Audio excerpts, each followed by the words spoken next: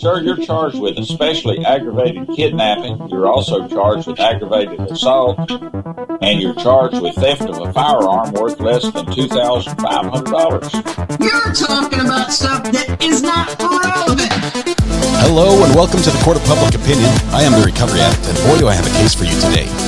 Why is the dog chewing on this guy? I think they have got the wrong guy there. Got the wrong guy, and the dog was biting him. He roughing him up quite a bit. There's a lawsuit. 9 out of 10 judges prefer watching the Recovery Addict live stream in their courtroom. The fireworks are not done. Now we're getting commentary on the case. Dahil mihi Anglican police service. Is that correct? I didn't ask you to interrupt me. Oh, for Trump's sake.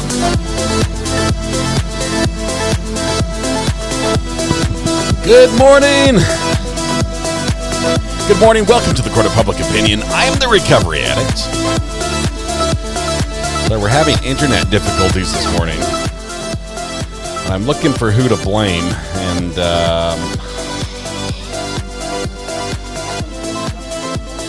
80s Music Man. I hate to throw this on you first thing in the morning, but our court that we're going to be jumping to is struggling right now. It's struggling. If you could fix their internet real quick, that would be great. We'll see if we can go back and hopefully fix itself, but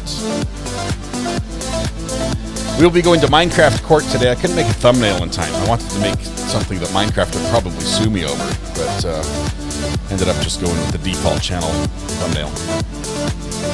Yes. Pro Se. This is not the terrible Pro Se guy. He's just regular bad. Oh yes. By the way, 80s Music Man, congratulations. You're the internet owner. It's all yours. It's all you, all the time. Get to work. Let me show you this. My kids showed me up, and they made this. This is my cat. This is my cat. We called him Pickles originally, but we call him Kiki now. And you can even see he's got a little docked ear right there because the animal control fixed him because he was broken. But that's impressive. It's impressive. Can you see it? Now they're going to take it apart and build something else, probably today. So, all right, thank you. Yeah, they're love that. That little set is a lot of fun. That mosaic Lego set. Although it kills the fingers. It's worse than guitar. Like, if you just pick up a steel string guitar you haven't played in like 2 years and you just pick it up and jam for a few hours, that's easier on your fingers than building Legos. So, all right, we're going to be going to Minecraft court in a little bit. We have a couple birthdays to celebrate. First of all, there it is. Looks like Kitty and Howard celebrating their birthday today with us. Thank you very much, Josh, for that. We're going to go ahead and sing to them, and we do that first. I need to fix a few things. Hang on. I bought some cables yesterday. They're going to start arriving today. I've got this gig coming up, doing the translation and the live stream and the closed captioning and the dual streaming simultaneously. It's going to be a fun one, but I needed some cables, and I have to tell you, Kitty, Howard, hang on. Well, let's sing to you first, and then remind me to tell you about Grok. Okay, don't let me forget Grok. We'll tell you about Grok. What I need to fix is this right here. Upstream keyer 4 needs to go back where it belongs. And then keyer 1 needs to go back where it belongs. Look how easy it is. Just say everything go back to where you belong, and then it happens. All right, we're going to sing happy birthday to Kitty and Howard. It goes like this. Everyone stand up, take a deep breath, shoulders back, project your voice to the back of the room, blend your voice with your neighbors. Warm up with me if you will. La la la la la la la. All right, Jen, I'll answer your question as well if you remind me as well. So, here we go. Happy birthday to you. Happy birthday to you. Happy birthday, Kitty and Howard. And Howard's my dad, says Katie Bug. Happy birthday to you. I thought we were saying there was somebody else. Howard's my dad. I'm like, oh, and Katie Bug's dad. Who is Howard? We got you a couple times, Howard. Happy birthday. 90. Wow. That is impressive. Happy birthday. You all do look good. Katie and Howard. Let's see. Katie. Let me get this right. Happy birthday to Kitty and Howard. I realize there are many wonderful days. Today's your special day. Thank you for celebrating with us. You could have celebrated with a million people in a million different places you could have been. But here you are with us. The privilege and pleasure is ours. Hopefully we can turn that back to you and make your day a little more special. Help yourself to free pancakes at Denny's, IHOP, Village Inn, Waffle House, McDonald's, Tammy Dunlap's house, Andy's Grill, and Bob Evans. There you go. Because he's the guy. Happy birthday. What a beautiful day. As a matter of fact, what is it? It's Tuesday, March 11th. You know, just for your birthday, you get a special dad joke during the birthday song. What kind of music do mummies love? Rap music. There you go. Happy birthday. We're going to continue the dancing here for a little bit. Dad dancing.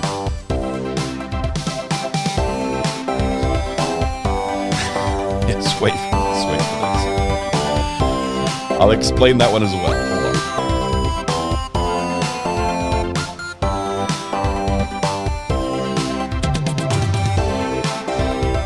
on. Drum solo coming up. Everyone join me on this one.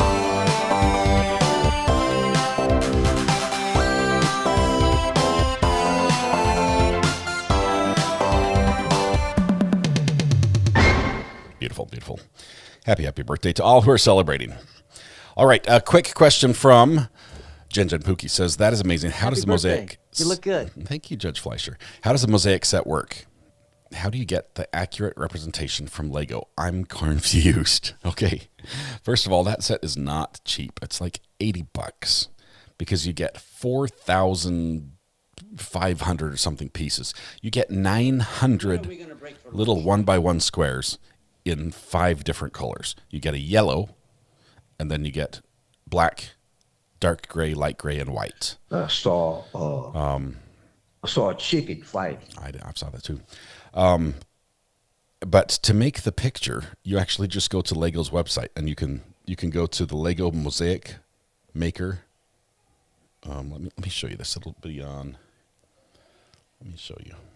Not a sponsor, by the way. Send someone with more experience. Where's 7? Why can I not show you that? I'll do it on the other computer. We'll do it on this one. Make it go full screen. And search for Lego Mosaic. Okay. Camera 3. Ready? Here we go. This is my Google search. I just searched for Lego Mosaic Maker. And this first one here, the Lego Mosaic Maker, $80 on the Lego website itself. Okay. So you pull it up on the Lego website and it's like, oh, that's cool. First of all, it's really expensive, but it's really cool. Sure, you can track me. You got to address subject matter jurisdiction. Then you scroll down here to the bottom because it shows you all the cool things about the set and how it comes with all the different pieces and the board and looks like that. Down here at the bottom, it says, turn any picture into a Lego portrait. Try it now. Bing. And you say, oh, you need to sign in. And I do with, I don't know. Let's try this one.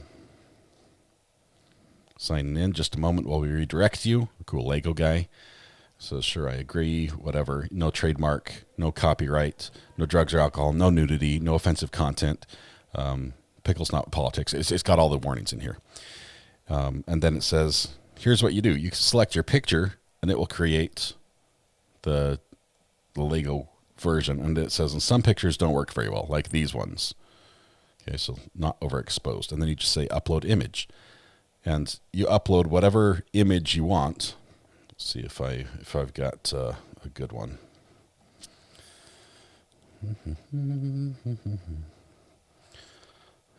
Got to be careful what I show you here.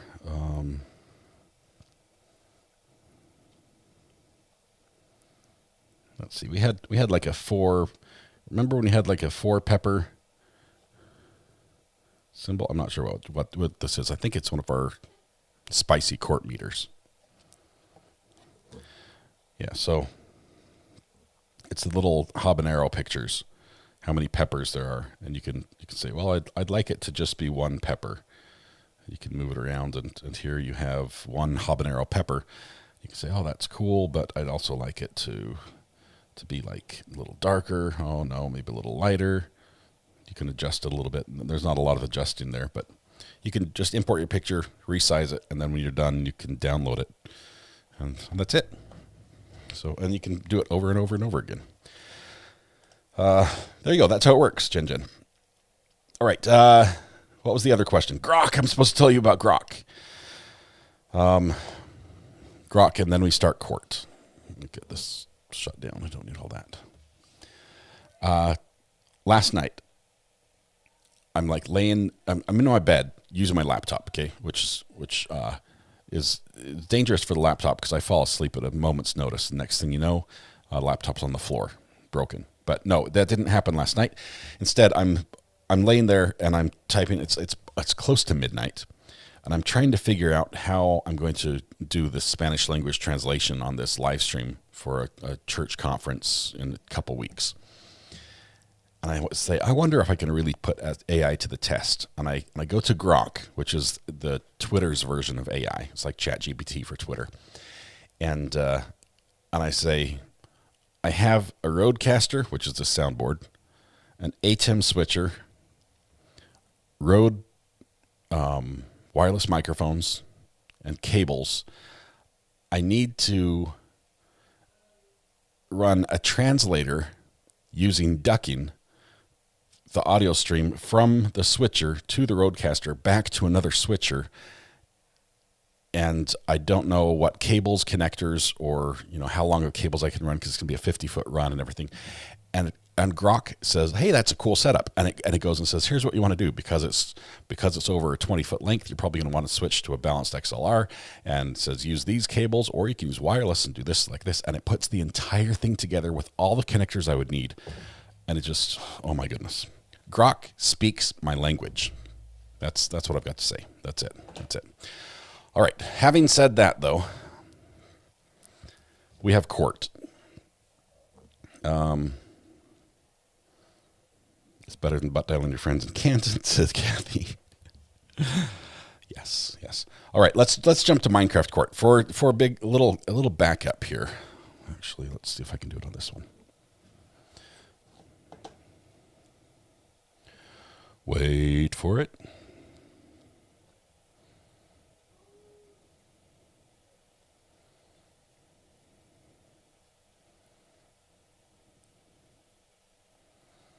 Okay. See if I can get the audio working here. Go full screen. Quality is high.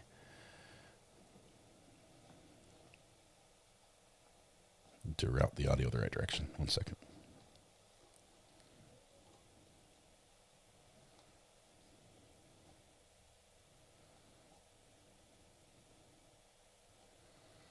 Okay, we are going to back up and get to the beginning of Minecraft court here in just a second. Let's see. It starts.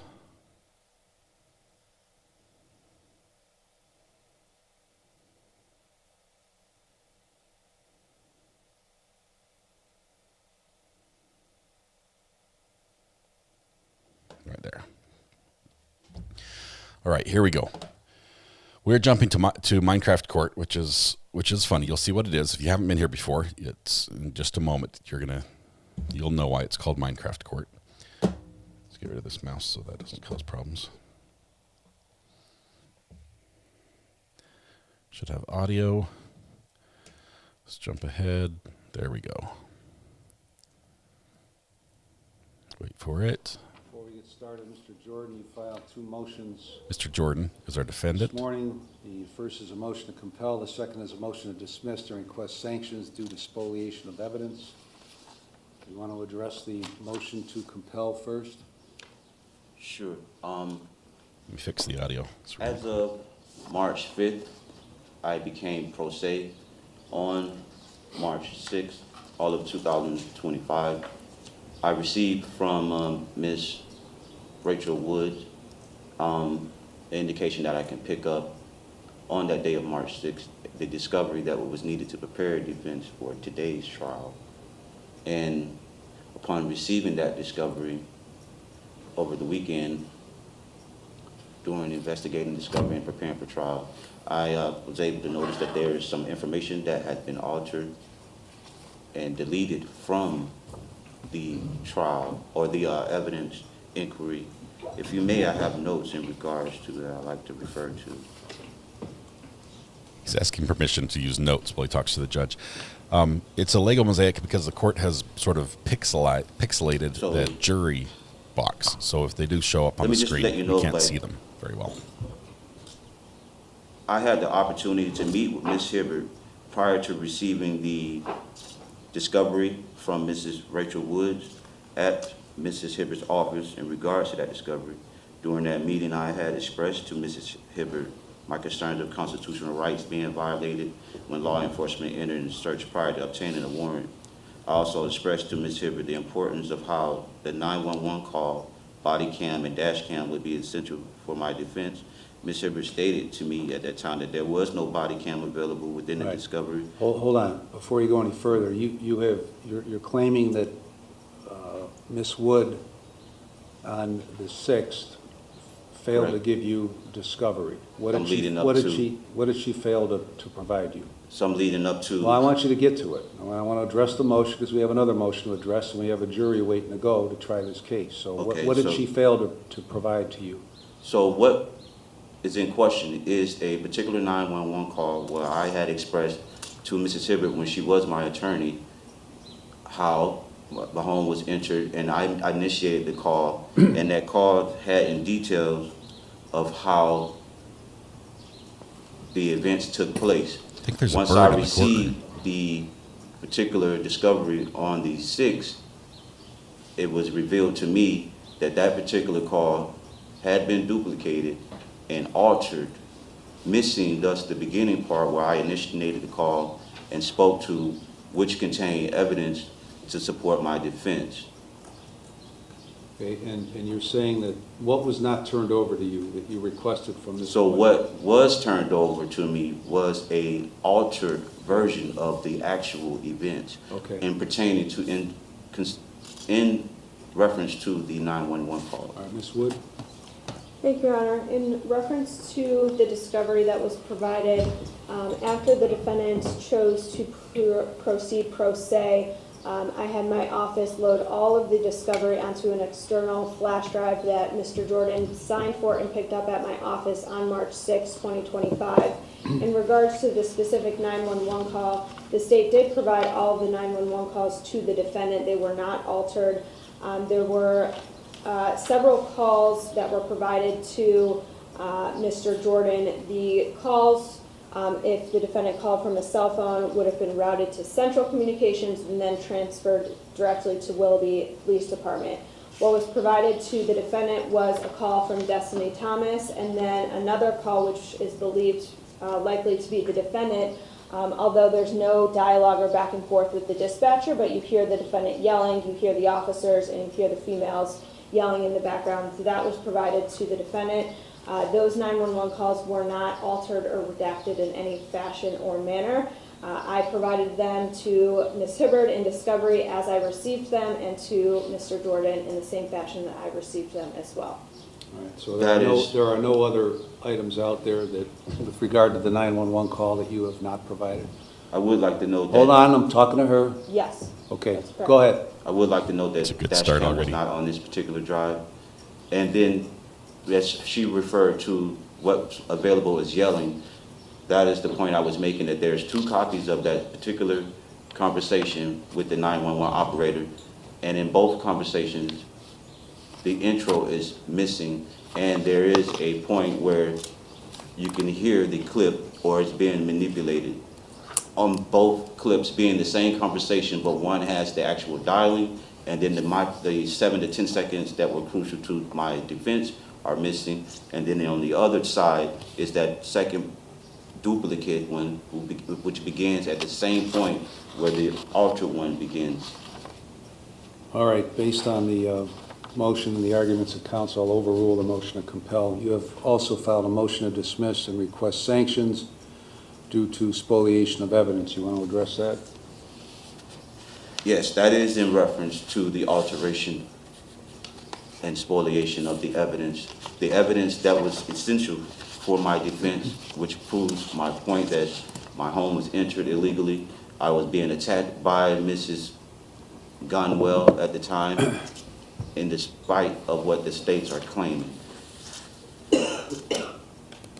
Ms. Wood, anything else you want to add to that? The defendant brought up body cam. There's no body cam from the date of the offense. The Willoughby Police Department officers who responded to his residence on the date of the offense are not provided body cam by the Willoughby Police Department. There was body cam from a DNA collection and a search warrant several months later. That officer did have his own body cam. That was also provided to the defendant and defense counsel in discovery. The dash cam videos from the date of the offense from the officers who responded was provided to both the defendant and defense counsel as well. All right, anything else you want to say with regard to this? No. All right, that motion is overruled. Are we ready to start from the state? Your Honor, we do have a few things that we wanted to address. Okay. The state will dismiss count 4, the resisting, and count 5, the obstructing official business, if we would ask to renumber count 6 as count 4. He's winning. He's already got 2 charges down. Okay. And then I would just also like to clarify with Mr. Jordan the having weapons under disability counts if he intends to try those to the court, which would require a waiver of the jury on those counts, or if he intends to try those to the jury, and then also if he wishes to stipulate to that prior conviction. Okay, we're about to hear discussion between Mr. Jordan and his co-counsel. Mr. Jordan, I can't give you any legal advice or explain anything. I can repeat the weapons under disability counts. It's charged based on 2 prior convictions. And so my question is, do you intend to try the weapons under disability to the court or to the jury? And further, if you plan to stipulate to the prior convictions or not? That's what I understand the last part is saying. Well, you may want to rely on Ms. Hibbert here to... Okay, what is she saying? Stipulate? She's asking you if you would like to have the judge decide count 1 and count 2, or if you would like to have the jury decide count 1 and count 2. Because like we talked about, if the jury hears the evidence of your prior convictions, they will judge you. And so oftentimes defendants will have the court or the judge decide count those counts, having weapons under disability counts, so that from the outset they don't know that you have these prior convictions. What is the stipulate part? That's the part I didn't understand. What does stipulate mean? Did you hear what she said? To the existence of, yes, so stipulate means would you agree to, would you agree that those prior convictions exist? That you have those prior convictions? And she said 2 counts. What 2 counts was she referring to? Counts 1 and 2, the having weapons while under disability counts. I think I would still like to have the jury decide. Okay, and you know that that means that they're going to hear that you were convicted of felonious assault, and they're going to hear that you were convicted of possession of cocaine. Yeah, everyone else here. Everyone else heard it. But it doesn't matter. If you have the jury decide, they are the ones. It only matters. Everybody else here already knows about it. You're right. So that doesn't matter. But do you want the jury to know about it? The only way to stop the jury from knowing about it is to have the judge decide those counts. Thank you. I have the jury trial. No, you're having a jury trial. I'm specifically addressing counts 1 and 2, the having weapons. I mean, you could waive a jury on the whole thing, but I get you want your jury trial. Okay, so let's just focus on counts 1 and 2. You will still have a jury trial. The whole trial will go the same. However, the judge will decide 1 and 2 so that the jury doesn't hear about your prior convictions, and they won't judge you. Good advice. Great advice. No pun intended. They won't have that prejudicial information in their minds. You should stipulate, and you should let the judge. Because, for example, if they hear you have a previous possession of cocaine conviction, they're going to be thinking that makes it more likely that you committed this possession of cocaine They conviction. shouldn't think that, but they could. See? So in essence, that would be pleading guilty right now to... No. The judge would hear the evidence and decide instead Bob, did of you the find jury out what this deciding. No, I have the jury trial, please. Okay, but you know that means that the jury will hear about your felonious assault and possession of cocaine convictions. Will they also hear the conditions of the conviction in regards to my home being invaded and it was technically a self-defense? No, I told you that before. You're not having a retrial of those convictions. Remember, I used that exact phrase. So they don't find out about all the details of those prior ones. You don't get to relitigate why you were convicted of felonious assault.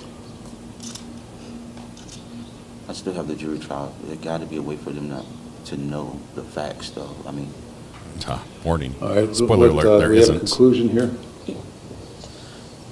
Yes, jury trial. This is your... You got to tell me what you're doing. You're the lawyer here.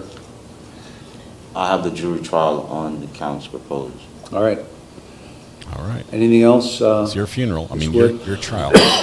Yes, Your Honor. As far as some of the state's exhibits, the plan, as previously discussed, is that all of the state's exhibits are on the state drive that I'm holding in my hands, an external solid state drive. This is the court's feed. At the end of every day, I intend to copy over to the court drive it all gets of really the choppy for a bit. Exhibits that have been identified and admitted, and hash those to make sure that the files are the same. It gets choppy for a bit. This is not my stream. This is the court stream. Just got a little crazy. Of the trial, I will then copy it from the court drive. She's turning things over to him. JE from that conviction, and then I also have a redacted version that has the heading of the judgment entry of sentence, documents that he was present in court represented by counsel, and that he was found a jury of felonious assault, and I left that it was a felony, and because I left that it was also a felony, I redacted the degrees of the offense and the remainder of the judgment entry of sentence, the judge's signature and the seal as well. So those are the state wanted to bring up in terms of the exhibits. Provided a hard drive of the copy of the discovery here. This came to my office to pick up that flash drive. He signed for me what reciprocal meant, and I explained to him that if information or exhibits that he would like to present in court be provided to me prior to trial, and as of not received any reciprocal discovery. Oh. Okay, pause for a second. See if he'll just calm down a bit. Oh yeah. As dashes on the dash cam, the state would ask for a limit to the jury not to consider for any purpose the that were made. I took out statements by the officers to say if he was allowed to have a gun when the last time he used drugs that would not be admissible or permissible in present. I did remove those, so it asked for a explanatory jury instruction. Okay, we're gonna skip ahead briefly because the jury walks in. As well as. So we're gonna go straight to them being sworn in. Yeah, why is it?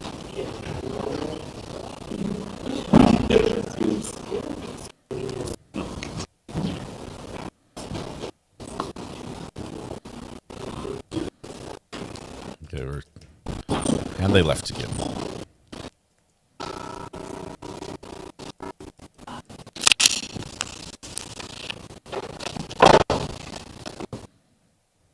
They're having terrible, terrible problems in the courtroom. Let's see if this is it fixed now. After the jury is done. No, man, we might not be able to cover this one.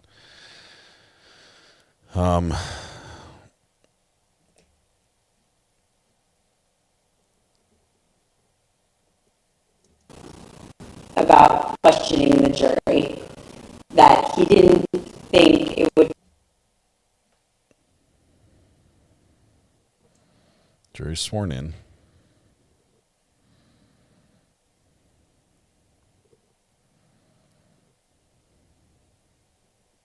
that you're really not doing a good job and not doing yourself any service, and you want Ms. Hibbard to represent you, then she can represent you, but it doesn't then switch back.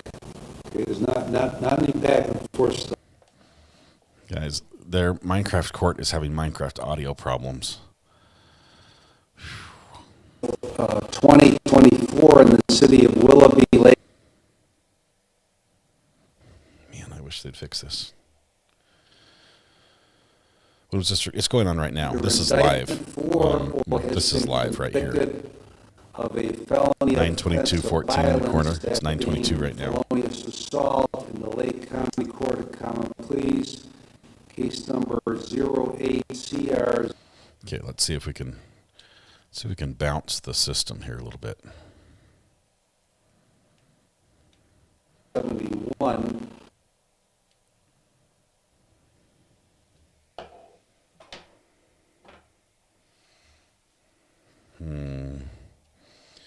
Shut that one off. Turn that one over here.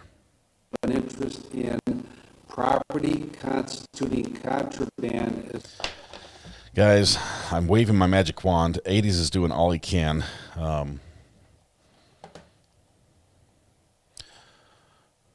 don't know if we're going to be able to do this one.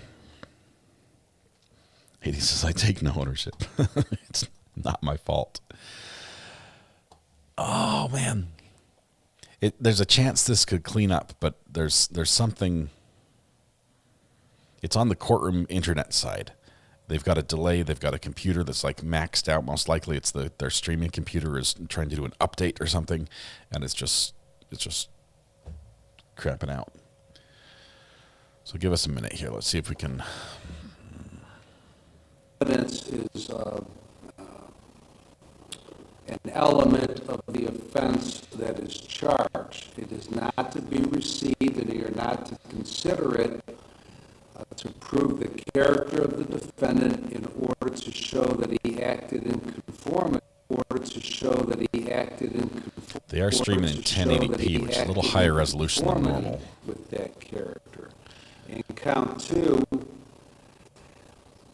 it states that on or about the 20th day of June 2024 in the city of Willoughby, Lake County, state of Ohio, O'Shea Jordan, not having been relieved from disability under operation of law or legal process, did knowingly acquire, you know what I think's happening? Have, carry, or use a firearm or a dangerous ordinance, and the said O'Shea Jordan was under indictment. Okay, we're gonna go here for a minute.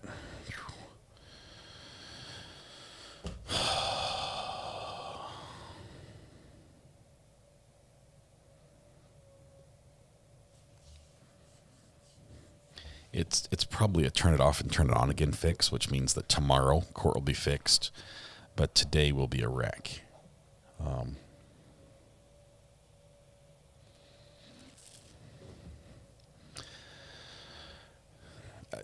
Yes, I could fix it. I'd have to be there.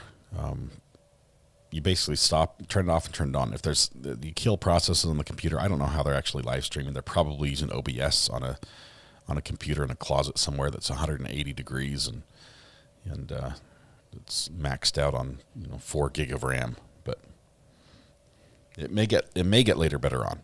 I'm going to give it a minute because right now, I mean, it was worse a little bit ago, but. Pipe, cocaine, firearm, magazine. It's terrible, terrible. I love OBS. No, can't stand OBS because it puts all the burden on your processor. I'd much rather go with dedicated hardware, which is what I use. But okay, we'll keep an eye on it. That's what I'll do.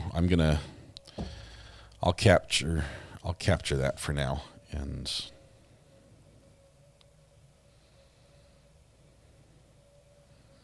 Wondering if it's the Elon Musk thing, this attack they had yesterday. I'm wondering if that's hitting the internet right now.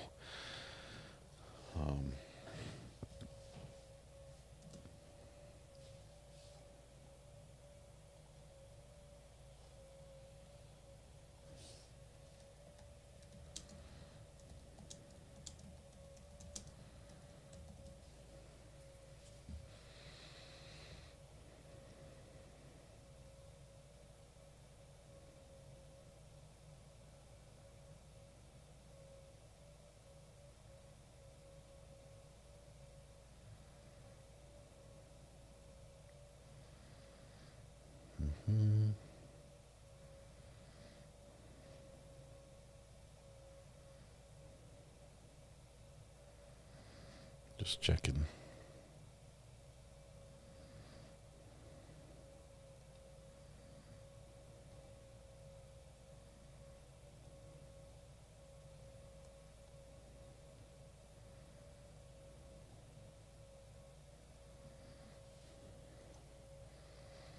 Let's see if it gets any better here. Receiving anything of value from. All right. Where should we go instead? Let's go on the fly and see where we want to go. Simpson is about to start. We can jump to Judge Simpson for now. Hopefully his audio is going to be a little better. Too early in the day for Judge Stephanie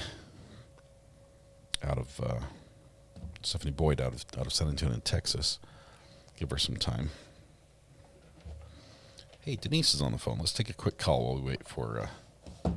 Call from Denise. Hey, Denise. How are you doing? Good morning. I'm good. How are you? Doing well. Good morning to you. Good morning. Lori Vallow's day bill has a hearing in 1 hour in Arizona. I don't know if it's going to be live streamed or delayed like the others have been. But yeah. Is the court providing that feed? I don't know. I don't know. I know that the previous couple of hearings that she's had were delayed. Yeah. Like we couldn't stream live, but they were released later in the day. But just a thought since you're kind of hopping around this morning. Yeah, I'm probably not going to hop to her because that's a new level of crazy that just gets nuts. But we'll watch and see. So thank you very much. Appreciate it, Denise. Yeah. All right. All right. See you. Have a Bye. good day. Bye. The judge obviously isn't ready because his robe is still thrown over the back of his chair, where he discarded it last night, I think. No hanger for him. No closet in the in his back room, in his chambers. Just throw the robe on the chair. We do have a backup plan that won't be till noon. It's in Thurston, Washington. Little case. I think it's a domestic assault case. We watched a little bit of that the other day. I've not checked out the Hawaiian court in a long time. I can't even remember where that was. Where was Hawaii court? I'm going to keep popping in and listening to. Part of the trial is called. Yeah, it's terrible. It's terrible, terrible.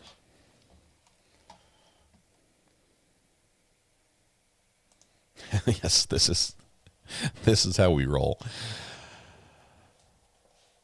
It's 9:30 in Judge Simpson's court, which means he's about to start. Hawaii's going to be like 6 hours before they start.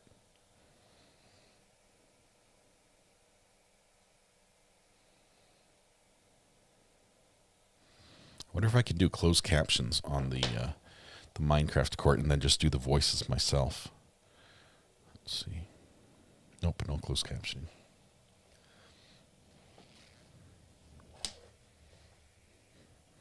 Judge Middleton, that's a great one to check on. Let's see if he's around.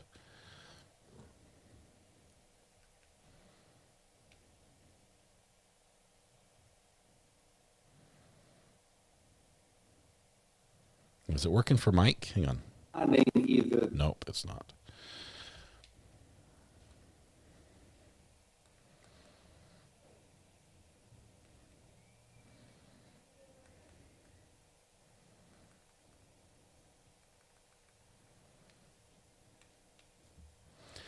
Judge Jeffrey Middleton.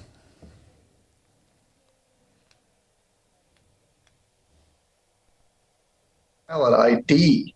You got an expired Michigan driver's license, but you live in Indiana. You can't get on an airplane or there's lots of things you need some ID for.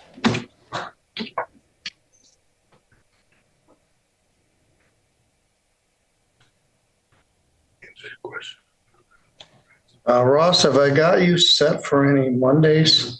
Oh, I don't know. When are you looking at, Judge? I'm a March 24th is kind of a short turnaround, but I've got that morning open. I'm open that day. All right, let's set this for Monday, March 24th.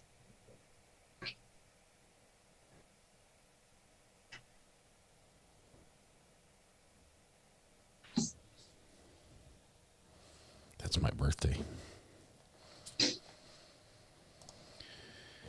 Blackstone's ratio. I use streaming hardware. So instead of OBS or StreamYard. All right, I'd like you to take this form out to the counter. When I see you, I'm going to want to know about what you're doing for treatment and AA and other stuff. But I will address this at a sentence in the morning of March 24th. What they'll do probably is have you come in at 9 or 9:30 and meet with the probation department for the screening process. And Mr. Truckee will meet us here before 11 o'clock and we'll do the sentence at that time. All right, you're good to go. Thank you, Your Honor. Thank you. So Blackstone's ratio, I use the ATEM Mini Extreme SDI, which is about a $1,500, $1,600 switcher. 8-port switcher, physical buttons, and it does all the encoding and sends all it right, straight Mr. to YouTube. Workman popped his head in and then he ducked out. Oh, he was giving me the signal. Okay. We got a waiver on one of Mr. Thorley's, I guess, but not the other two. Yeah, I have two. Mr. Gibson has one. Oh, so he's going to waive on your two as I well? suspect he will. I got to go get the written waivers. I had some confusion about whether he's in custody All right. or not. And Kelvin Terry? Kelvin Terry, there's a misdemeanor offer. I suspect it was all. All right, very good. Alyssa Howard. Ms. Cup. And apparently, Jody Lynn Wood has failed to appear. Uh-oh, bench warrant.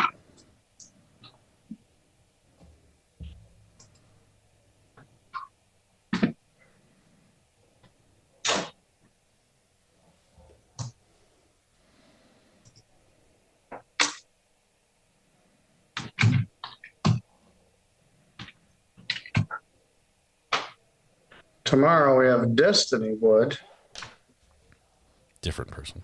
I think that case is going to be resolved. Well, Jody, which case are you ladies here on? Did you already do Jeffrey Hunt this morning? No, he was advised us he wanted to have a preliminary examination. So we just set him for next week at 1 o'clock. Okay, all right. I didn't know if you were here on the Cup case or one of the others. Yeah, sitting in on that one and the Alyssa Howard, but. Okay, well, see where we go. All right, I'll turn off the record.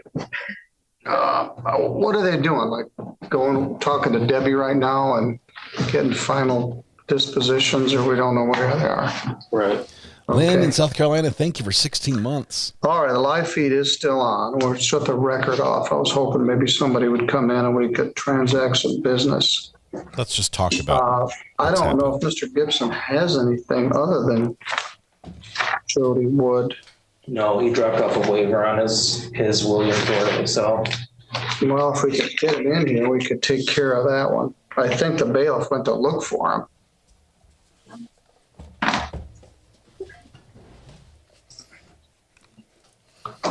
Crazy for crying, I'm crazy for dying. Here's the hardware I use to stream. It's 211 the song buttons Crazy of joy. at one time was the #1 jukebox song.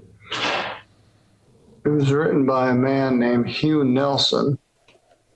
It was a big hit for Patsy karaoke? Cline, and a number of other people did it. I know Hugh the Patsy Nelson Cline version.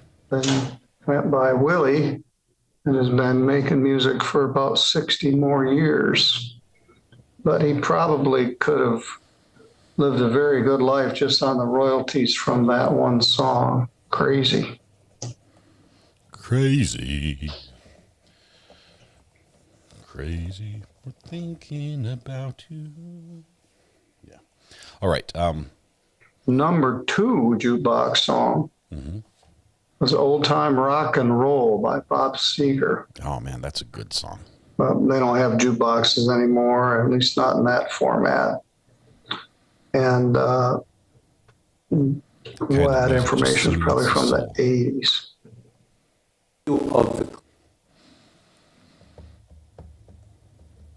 Are we doing trivia with the judge? Well, if I could get everybody here, we could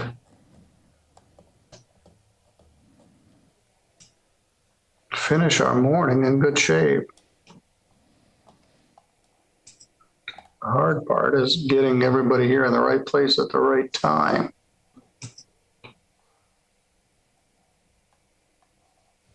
You have the bench warrant tool. That helps.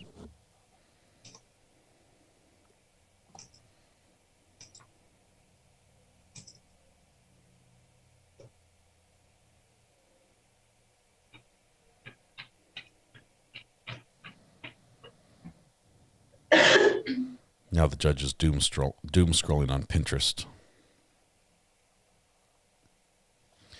So if he's not going to talk, I'm going to show you about my my camera here just for a second. We'll keep his audio on. Now I've got that song stuck in my head. Yeah, me too. So this allows you to have mic inputs, headphones outputs, 8 different HDMI inputs, and then you got Everybody's 2 USB covered outs. that song.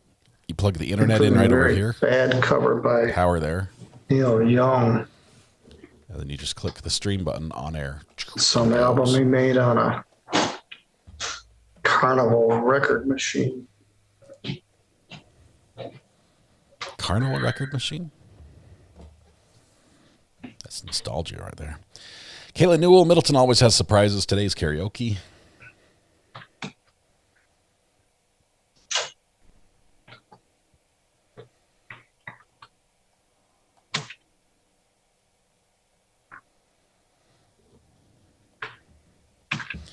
Let's see if Judge Fleischer's up. He's also in Texas, so.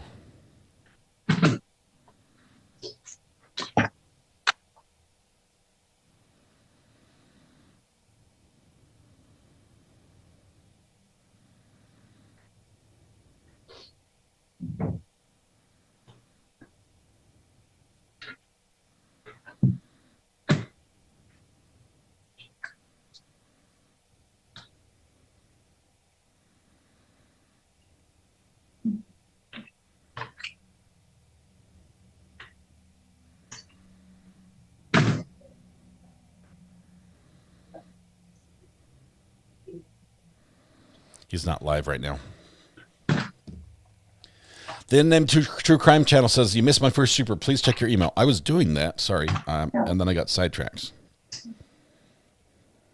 Let's see.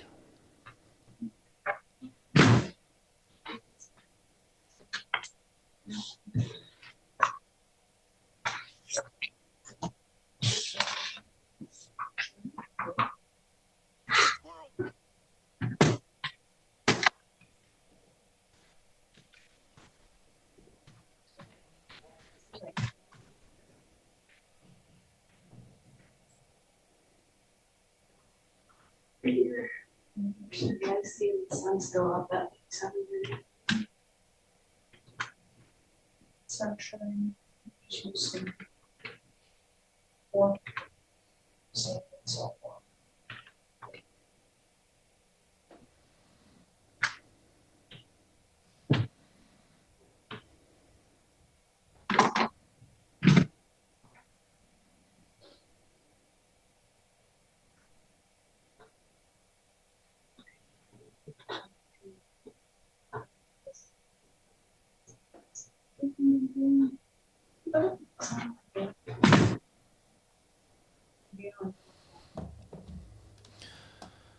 That's cool. That is really cool. Congratulations. Got your first book out. That is really cool. Something I've never done. It's in your profile picture as well. I just noticed that. Evil, true story of murder inside the mind of a killer and the lives he stole. About Wade Wilson. That's pretty cool.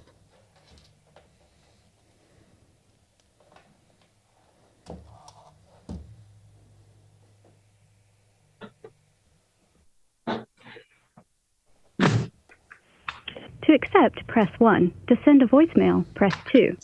Yeah, just got a call coming in.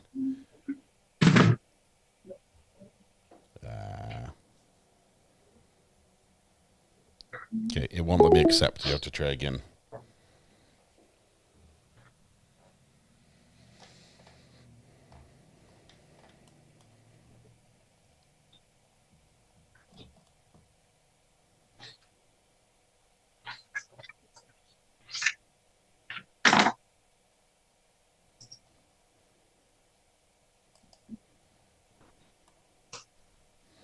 I think sooner or later, every judge that runs their own YouTube live stream runs into some sort of hiccup or challenge or court case that causes some problems. I think Judge Fletcher does as well. The world's most boringest life is still on here. I probably should have stopped it. So maybe I will stop it. I don't know if and when people are coming back. Just have you sit here and watch me turn pages. So we'll stop the live feed and we'll start it if people bring me. Yeah, he's done. He bailed. World's most boringest live stream. Straight out of the judge's mouth to our ears. Let's listen again to... Four witnesses during the trial. Likewise, the participants in the trial must not converse with you. And in fact, they are ordered not to talk. The audio is delayed now. Like it's way out of sync. If anyone should attempt to discuss the case with you, report that incident to me or the... Valhalla awaits. Welcome. I hope you saw my picture. I showed the... I showed the goat image, and then my kids this morning, they took the mosaic all the way apart and built one of my cats in probably less time than I built the goat one, so just to show me up. But can't wait to see Connor on there. Hopefully that goes ahead on schedule. So Judge Simpson's back. Let's jump over there. He was taking a minute to 14 stands in recess. All right. Oh yeah. Actually, I'm going to stay here because I can talk to him. Well, no. We got back just in time for him to go to recess. What just happened? Does he have nobody here? Lieutenant, that's fine. But... Got a nice red shirt on today. What is that watch? The watch is a beast.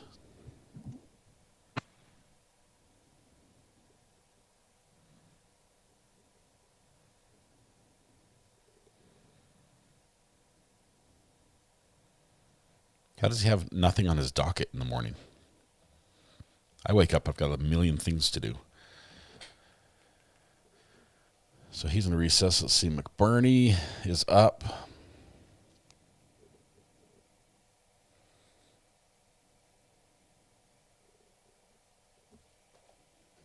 Let's see this one.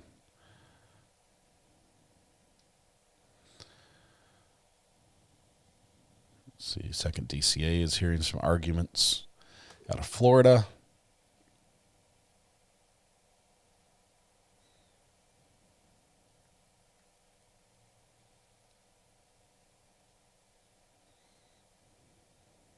Judge Babcock, let's do this one. As possible.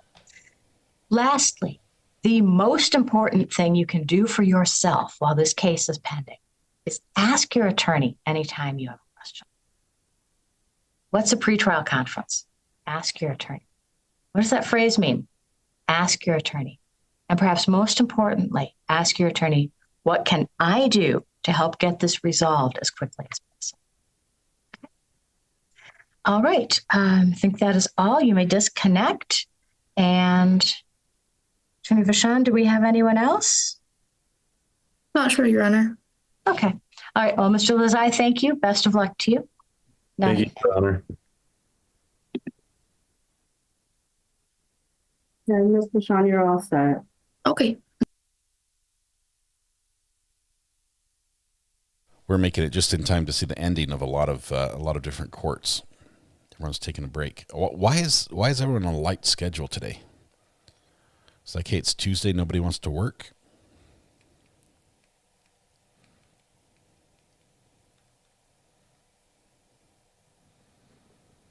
Let's see what McBurney's up to. Give me 1 second here. Judge McBurney.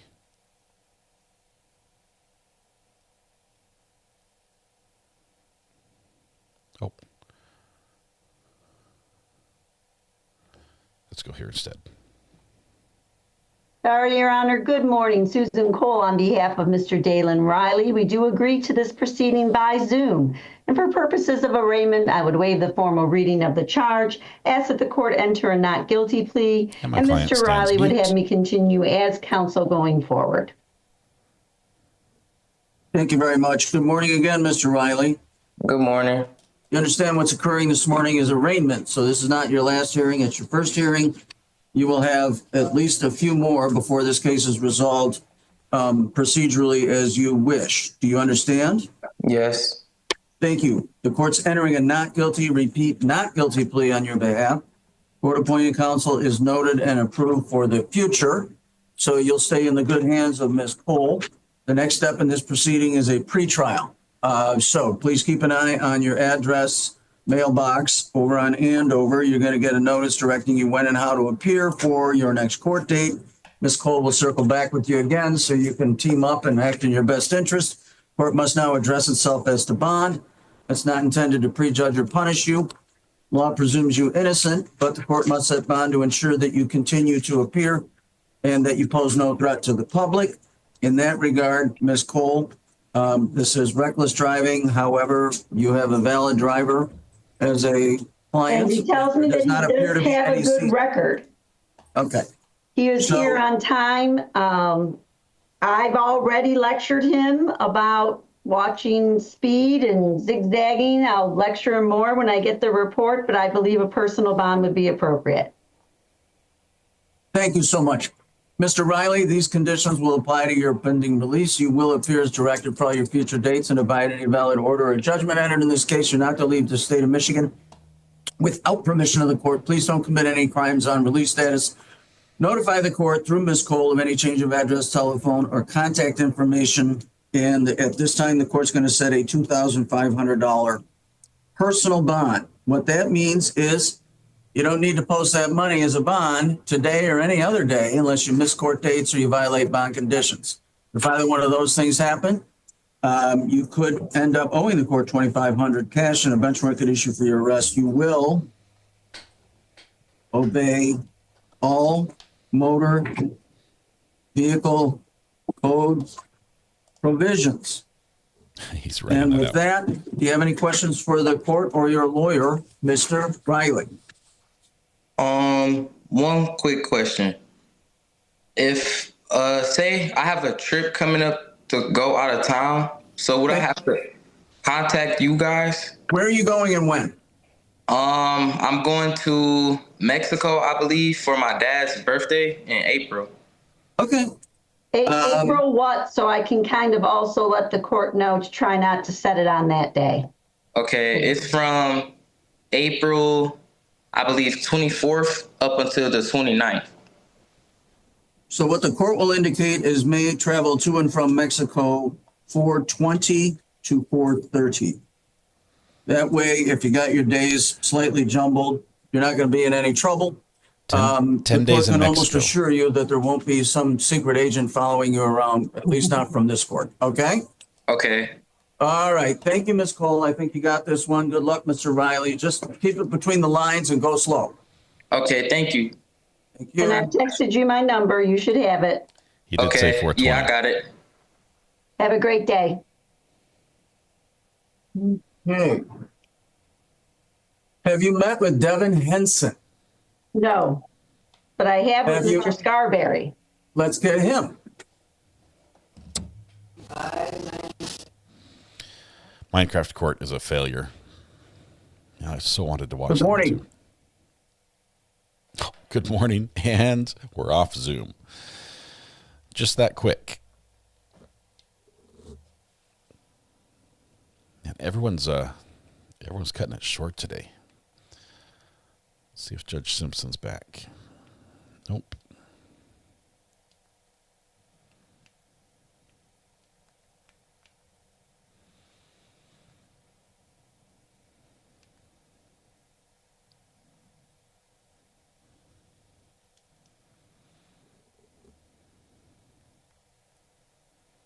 It's just having issues all day today.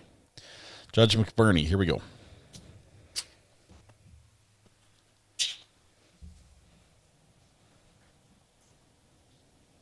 Is that a pencil case? The turning on the left?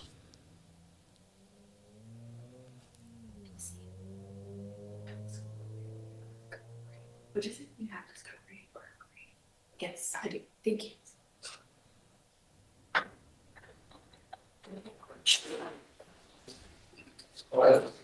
Hey, Mr. Swinger. How you doing? I'm all right. How are you? What a name. Hey, your mom is here. You see her over there. I just wanted you to know that she's here for you.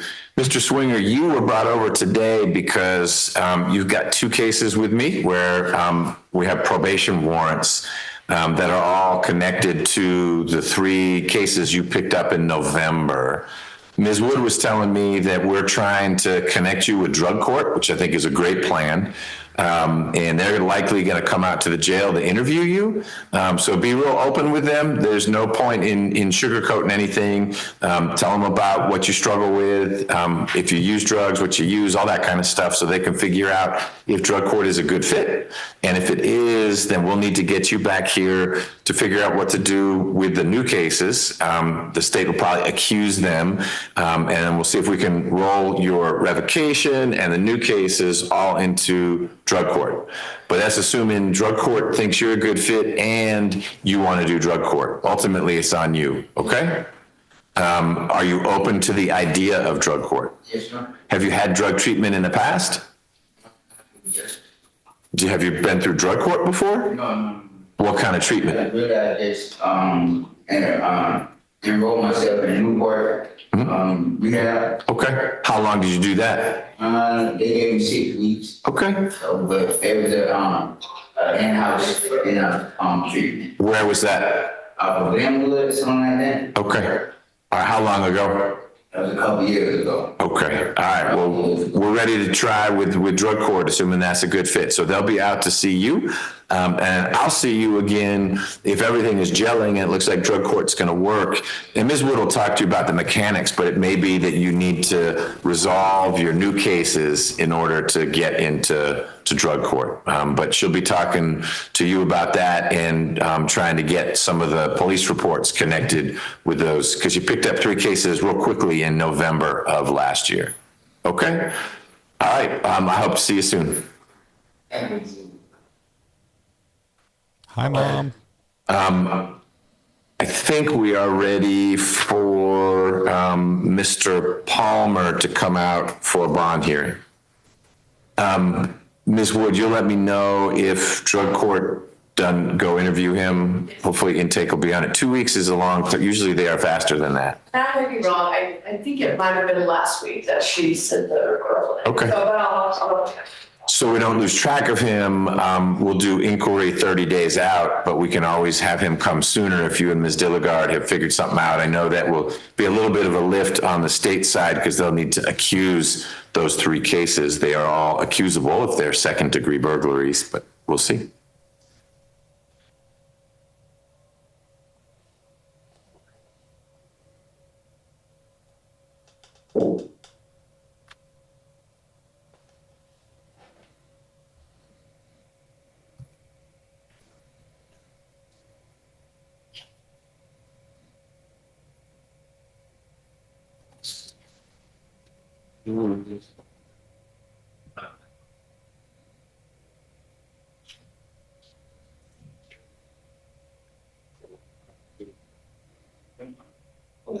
Yeah.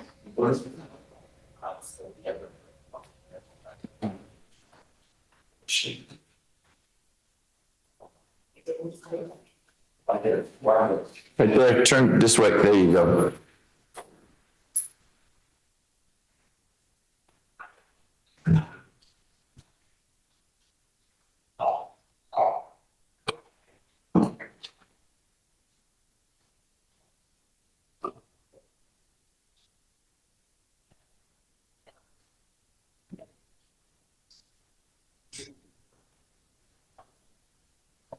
All right, Ms. Rivers, you ready? Let's go on the record in State versus Palmer, 24 SC 006 518. Good morning, Mr. Palmer. Good morning. How you doing, Young? I'm all right. I'm Judge McBurney, and we are going to hear from your lawyer, Ms. Rios, who filed a bond motion in your case a while ago. We are here today to work through that make sure your case moves forward. Ms. Rios has already waived arraignment for you, which means she entered a plea of not guilty on your behalf. So she should be getting discovery soon from the prosecutor, Mr. Abadi, who's here. And then she'll meet with you to go over that discovery and figure out what are the right next steps in your case. So when you are ready, Ms. Rios, I'm ready to hear what kind of bond you think should be set and why for Mr. Palmer. Yes, Your Honor. Mr. Palmer is 18 years old. Prior to being arrested, he was in school to obtain his GED. He was living with his mom, and he can go back. I have an address that he can stay with. His mom is on Zoom. I believe his dad is on Zoom too. Yeah. Yes, his dad is on Zoom. I've been talking to both of them.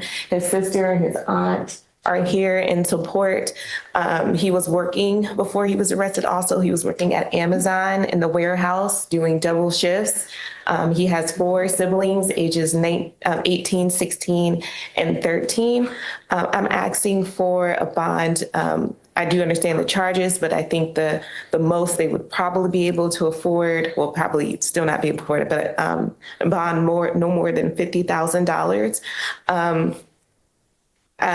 Without getting too much into the facts of the case, I know there's a co-defendant situation, and my client maintains his innocence, and he's been in for 6 months at this point. He's not, he doesn't have an extensive history. He's not a risk to the community with all the support that he has from his mom, his dad, his siblings, his aunt. And I've had extensive conversations with his mom saying, like, the judge is going to want to make sure that y'all are be able to, make sure you're looking out for him and he's not getting into trouble. And she let me know that she believes she can do that. And the father, he's in a different state, but he has been very active calling me. I've spoken to him several times to make sure. He even said if necessary, he doesn't think that you would do that, but he could come stay with him in Louisiana. So he has 2 different options. He could stay with I'm his gonna have father, to bail on this. I found his mom, another and his one sister. that we want to watch real quick. So I'm asking barely for him to be happened. granted a bond in this case, Your Honor. Okay. Give me 10 seconds. We're gonna jump to Judge Kristen Simmons because she just handled an issue in a very interesting way. Judge Kristen D. Simmons, courtroom.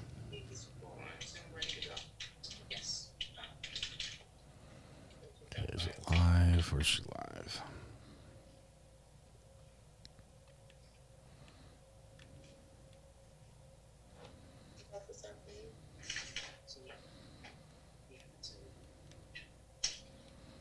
Here she is. Give me a second to go back a bit.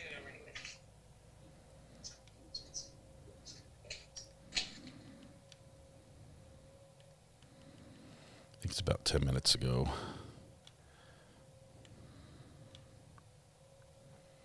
Okay, let's go here. Right. Do you solemnly swear or affirm the testimony you're going to give us the truth and the whole truth? Nope. Further back. Just testify on your behalf, willing to reduce it to. Okay. Let me see. What matters, Mr. Chomby here? Here we go. This is the start, I think. Okay. How that happened? He had to fight. Okay, 25-00. Let me call this case first. 00316, City of Lansing versus Huerta Ignacio. Council appearance. Catherine, if find record for the city, and if I may approach the mayor.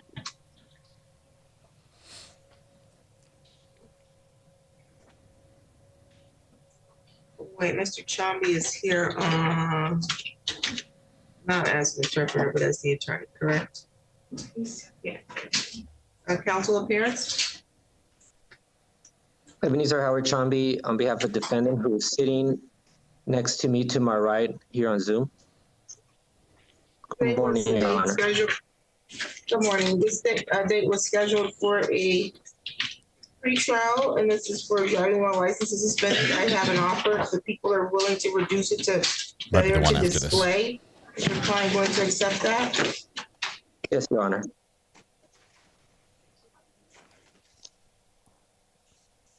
Is it on schedule for one?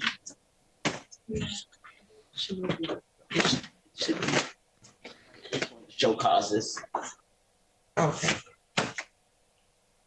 Mr. Orta, is that accurate? You want to plead guilty to the amended charge of failure to display a license?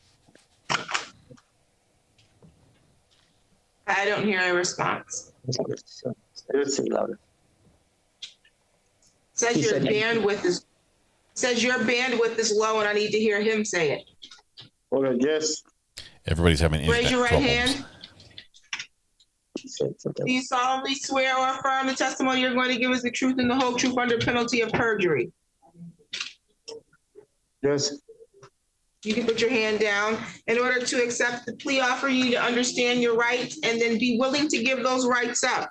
You have the right to the presumption of innocence, so you're innocent until proven guilty. You have the right to require the city prove your guilt by proceeding to trial and requiring them Gonna to fast prove forward each because element of the the charge next case we of driving want. while.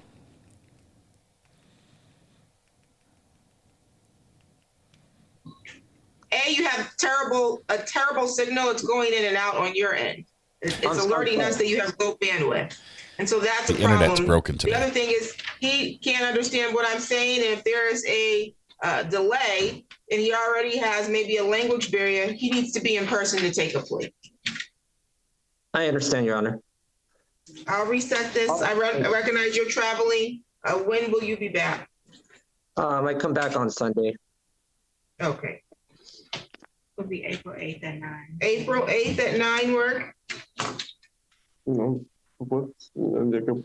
Yes, April 8th at 9 works, Your Honor. Thank you. Okay, we'll see you then. Any Okay, additional thank matters for the? Nothing from the city. Thank you.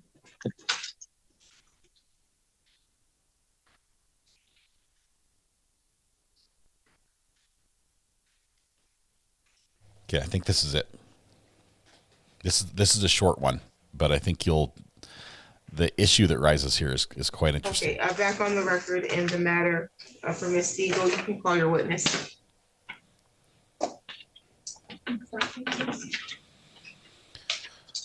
So please, we don't contest that my client was parked where there was a sign that said it was handicap parking. The problem is it's private property. Our position simply is that under the statute, MCL 257.951 subparagraph 2, you have to have. It sounds like argument. Okay, but let them. You don't have to do anything. She's got to prove it. Can I take this one? Okay, so this is a parking in a Raise your right handicapped hand. parking stall without a tag. Do you Other solemnly rights. swear or affirm the testimony you're going to give us the truth and the whole truth under penalty of perjury? Thank you. You can have a seat. Ma'am, can you? Well, I need you to state your first and last name. Antonisha Johnson. Spell them both. ANTANEISHAJONHNSON. Have you testified in court before? Yes. Okay, if there's any objections, you'll pause so that the court can make a ruling on those objections until you can give it your response or not. Also, if you can keep your voice up, I have a fan going, and this right here kind of blocks the sound a little bit, okay? All right. Proceed. Thank you, Your Honor. Ms. Johnson, how are you currently employed? In the City of Lansing Parking Department. And do you recall working on December 30th, 2024? And do you recall where you were about 3 p.m. that day? I was on my way to McLaren Hospital, going up Forest Road. Okay.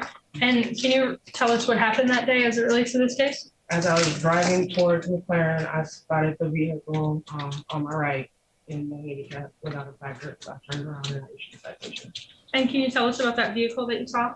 It was a blue, I think it was Toyota.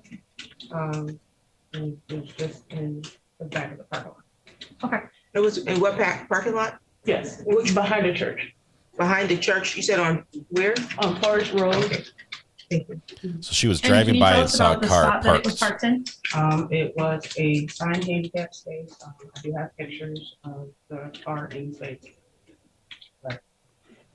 And did you search the vehicle for signage on the vehicle for handicap placement? I looked on the rearview mirror and or the dashboard. There was nothing displayed. Okay, so they didn't have a windshield placard? Not at all. A special registration plate? No. Was there any similar placard or plate from another state? No. A registration plate with a tap? No. I have the pictures. Okay. And what happened as a result of not having that information? I took the pictures and I placed the citation on the windshield.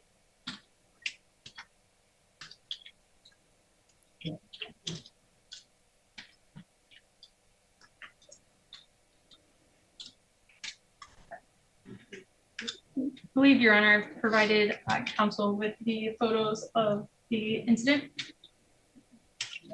Agreed. So this is parking in a handicap stall. Objection, I'm sorry. How would you stipulate to those photos? Absolutely. Okay. No objection.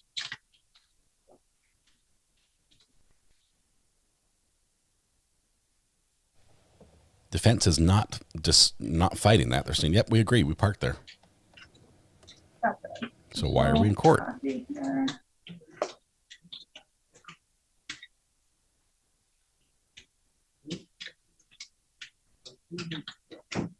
This is the issue.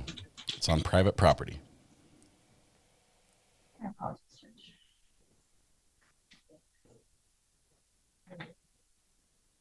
Or works anymore. What are you trying to do? I'm just trying to bring up the photo so I can. That's what the paper. If she may, Your Honor. Thank you. I don't know why she's trying to prove this. It's literally stipulated to. Are you having these marked? You tip to have these marked as exhibits? Yes, Your Honor. It could probably just be all as one if that's okay with That's counsel. fine. Okay. However you want to do it. Somewhere in there, I think you also have the registration codes like or Okay. 75. Include this in all this If you want to see my guess. All right. Is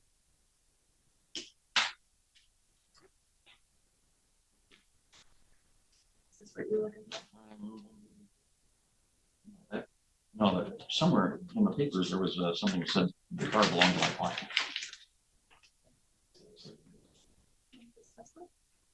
Oh, there you go. Okay. Yeah. Okay. All right. All right. May I approach the witness, Your Honor? Yes. Okay.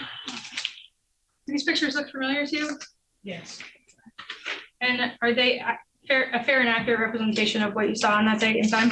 Yes. Can you briefly describe to the court what they are? Okay, this is a picture of the back of the vehicle showing the license plate with no sticker. Also the car in front of the handicap sign. This is a side view showing the full ADA sign and the car in the space. This is a full view of the front windshield with no placard displayed. And this is just another side view of the vehicle in the space and the sign in front of the car. This is a screenshot from the front office. They did do an appeal, which was denied. And it's just showing her ownership of the vehicle. This is a more detailed explanation of her appeal. And this is just a picture. Okay, thank you.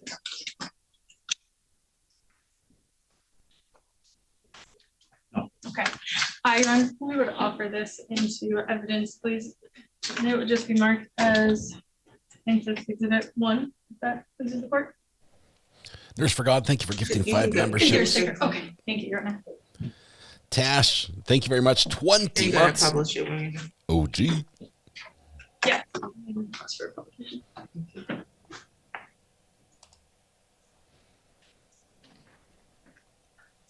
Is there anything further you believe this court should know? Nurse for God, 22 months. Another OG. Thank you. Any cross-examination? Thank you, Ron. Morning, Ms. Johnson. Good morning. Here we go. Spicy. Can you tell me, this was on private, the car was on private property at the time you issued the citation, is that correct? There is no barrier or gate to pass as long as the public. That wasn't my access question. the Please parking answer lot. my question. You can answer a different question some other time. As far as I know, the church, which is. So it's private property, right? It's not on the street. No, it's not on the street. Thank you. And are you aware of any request from the owners of that property to enforce parking on their property? No. Thank you. All right. Redirect.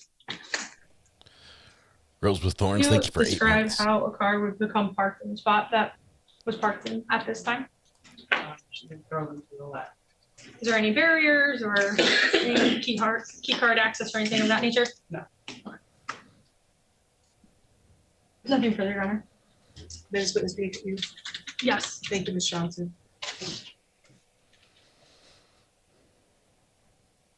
All right, so Do you call your private next witness? parking, That would include the testimony from the city, Your Honor. parked in a handicap stall. No, Your Honor. You can proceed to your argument.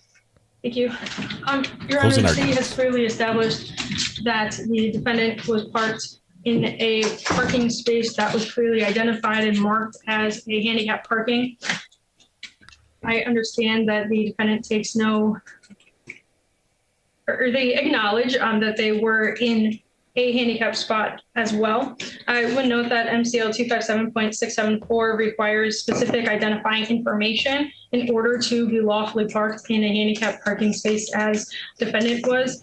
Here, as Your Honor can see in Exhibit 1, the sign clearly identifies the parking space as being one for people with disabilities. It is in a location that is open to the public with a standard sign displayed, and that spot is identified for disabled persons.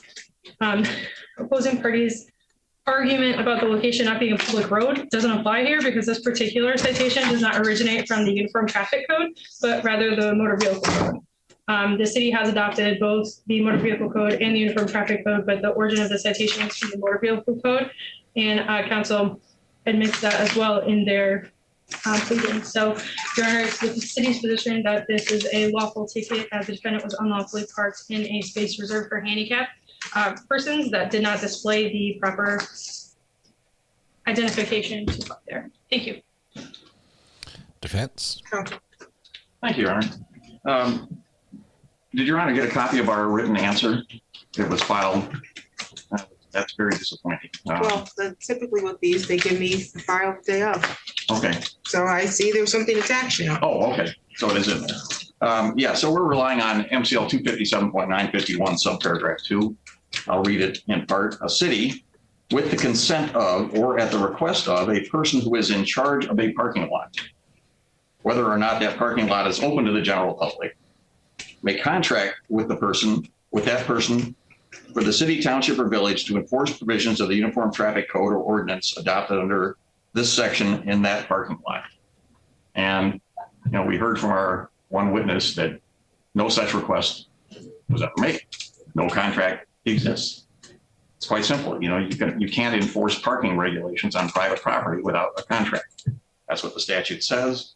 And the city can't adopt anything contrary to the statute. They're only allowed to adopt something conformable to the statute, and the city hasn't done that. So quite simply, they're trying to enforce a parking regulation which would apply to public property or the street on private property for which they have no request or contract. This is private property. I don't understand the problem. Well, Your Honor, this is also a handicap parking space, and those are the rules as allowing people to park in handicap is only with the. I don't think that's the issue. The issue is the ability to enforce without a contract. That's clearly what his argument was. Did you get his answer?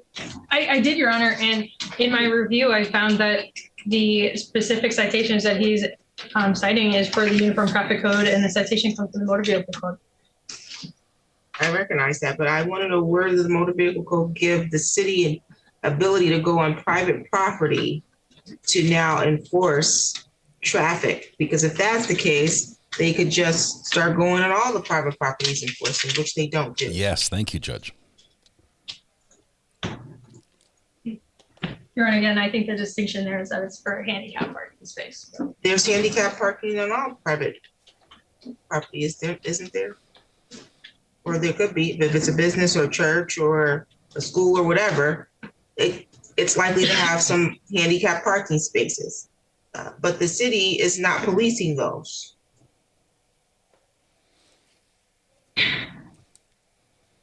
If that's the court ruling, then that's. No, I'm asking a question about where in the motor vehicle code is the city relying on information that's to the contrary, that the city has the right to go and police the parking on private property. Again, Your Honor, it's my position that that would be from the motor vehicle code, as I said. Where? 0.674. 257.674. Read it to us. And it reads specifically what? It says, vehicle must not be parked except if necessary to avoid conflicts with other traffic or in compliance with the law or directions of a police officer or traffic control device in any of the following places. And then subparens S is in a parking space clearly identified by an official sign as being reserved for use by disabled persons that is on public or private property available for public use, unless the individual is a disabled person as described in section 19A, or unless the individual is parking the vehicle for the benefit of a disabled person. In order for the vehicle to be parked in the parking space, the vehicle must display one of the following, and then it lists the 4 identifying factors that Ms. Johnson testified to.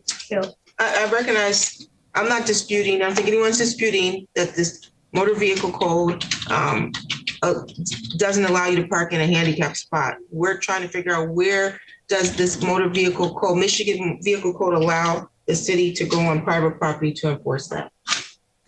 That indicates that it can be public or private property available for public use.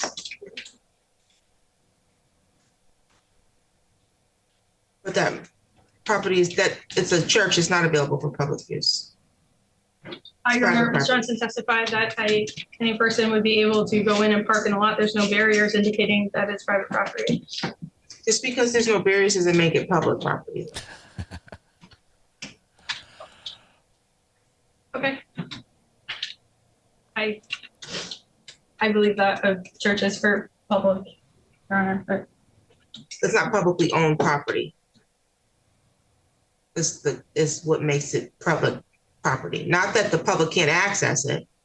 It's not publicly owned property. I don't think that the city is meeting their burden. The ticket's dismissed. Thank you. Yep. So the problem, it's not that police can't enforce those. It's that the property owner has to say, police, will you come in and ticket on our private property? And can you enforce the rules here? And without that, the police don't have the right to go on the private property to enforce. These people on Zoom ready to go. Yes. Thought that was an interesting one. All right. Let's see. It was crazy. It was crazy. So most places, I wouldn't say, first of all, don't be a jerk. Don't park in the handicap stall if you don't need it. Okay. If you don't have the proper documentation and you don't need it, I would say if you need it and don't have the documentation, you're better off than anyone who doesn't need it and doesn't have the documentation. But still, I mean, it's one thing to be like limping on crutches out of the handicap stall and you don't have your placard yet. It's another thing to be like, hey, this one's open. It's close to the store. I'm going to park there. Don't be that guy. Don't be that guy. Okay. It was probably a $40 ticket, a complete waste of time. It was probably very small. Let's see. Landlord tenant for Simmons today. Or not today. That's who we just watched. That was Simmons. Let's see. Minecraft court. Are we better yet? Bless you. thank you, Robert. I wish that court was working. We're struggling here.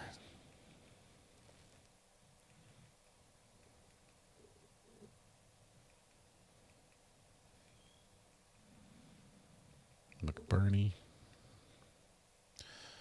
Middleton's back up, I think. Hanging some gel over your head. I want you to participate in this probation.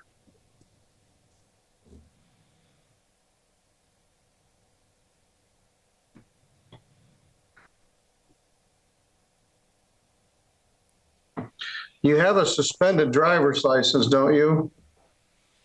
I'm not sure. I haven't been driving just in case. I had a new There's no license. allegation of driving here, but you've got unpaid fines here from 2022. Driving without insurance? Yes. I thought the 17 days that I did in jail was time served. There's some you can't wipe out the $125 fees, so there's fees that are left over. Fine is $0. There's a $75 crime victims' rights fee, a $50 state minimum fee, $150 attorney fee, and $480 probation oversight fee. That's all due in 1 year. 125 plus 150 plus 480, 755. I want you to seek mental health treatment and sign a release from community mental health. No drugs and no alcohol, and test as directed. No firearms. Pay all unpaid fines and costs here at 3B District Court.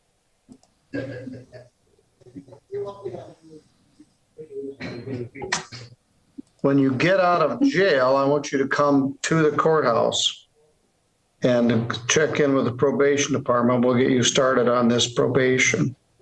I got 75 days jail hung over your head. This makes me nervous. You had an earlier gun charge. You did complete it. It was reduced from a felony to a misdemeanor. Then you had a felony charge in LaGrange, and you're not allowed to have a gun or bullets. You can't have brass knuckles anyway. And that's a fool's errand to have brass knuckles for somebody that's out on your property with a gun. But that's been seized and that will be destroyed. This also results in the gun being destroyed. What did the gun do? What? Yes, sir. In that paperwork, it said that there's two different descriptions of a bullet. If it's the red, the pheasant shot, and not the Winchester steel shot, is there a possibility if that primer has been struck, if I could keep that as a memento? What? Yeah, a spent bullet. I don't care. A memento of what? Getting arrested for reckless use of a firearm? No, sir. All right. Well, I don't have an objection to you getting a spent shell casing, but it might be a logistically a little hard. Ask your probation officer about it. What? I'm going to go up here. All right. Let me repeat. I gave you 15 days in jail, but I gave 90, credit 15, and I'm hanging 75 days over your head. I want you to not use any drugs or alcohol, take a test as directed. I want you to get it plugged in with community mental health. No guns, no firearms, no assaultive behavior. Can I have this memento? And sign a release. All right. When you get out of jail, either later this morning or just after lunch, you come up to the probation department and check in, okay? Yes, sir. All right, you're good to go. Will somebody pick you up? If I have to wait till 4 o'clock, it'd be my fastest ride.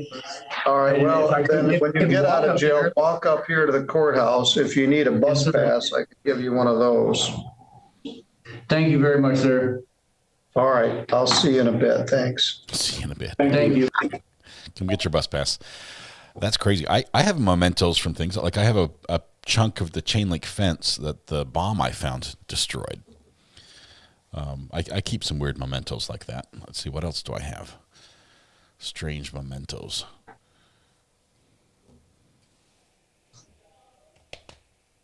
His father is also Kelvin Ray Terry, but he's the first.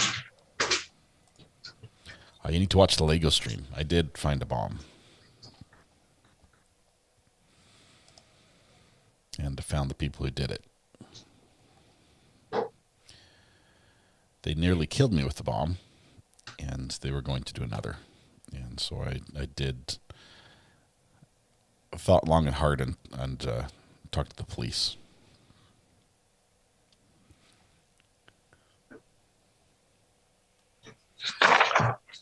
All right, so we need Mr. Berlin Wall. Truckee for whatever we got left here. Old toenails. Yuck. Was that when you were a government employee? No, that was before that. I just found it while I was fishing. Which I guess is just Angela Cobb. I can tell the bomb story again if it's a slow day, but. So we have a waiver in Thorley. I guess waiver's coming.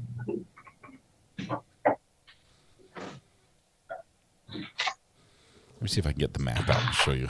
We'll get waivers on Mr. Thorley's other cases. The only thing we have left is Angela Jean Cobb. I saw she was here.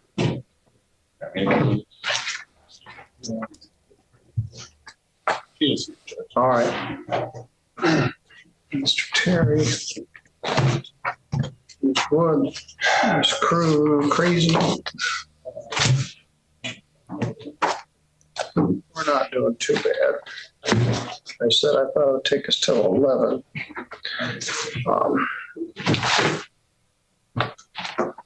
This cup should be resolved as well. There's just a question of which prosecutor. Okay.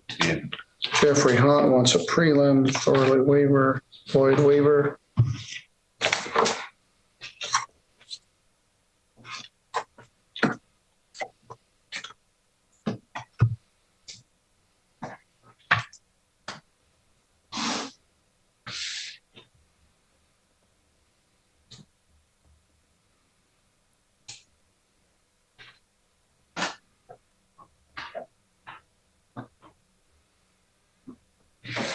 Crazy for crying and crazy for crying. Crazy. You stop singing. I'm not going to sing if he's not singing. Okay. Judge, if you're going to talk, I'm going to tell a bomb story. Is that all right? You cool with that? Let's see. Let's put that up. We're going to use Google Earth to tell a story. All right, Judge. You missed your chance. Here we are. See, to my right, I have the whole world. I have the whole world, and I'm going to bring you there to tell you a story. This took place in Utah. Christmas Eve, 1999. Along what they call the Wasatch Front, you've got these range of mountains right along here. Beautiful, beautiful mountains. Lots of houses down here between the Great Salt Lake, which is not as beautiful, and the mountains, which are beautiful. And right here in this narrow area, sort of halfway between Ogden and Salt Lake City, there's a little place called Centerville. Let's zoom in, shall we? Let's zoom in. All right. We'll go right up here. Reading, okay. South Farmington. There's Rick's, there's Barney, there's Parrish. All right. Everything took place on the screen right here. Well, now everything took place on the screen right here. Pretty sure.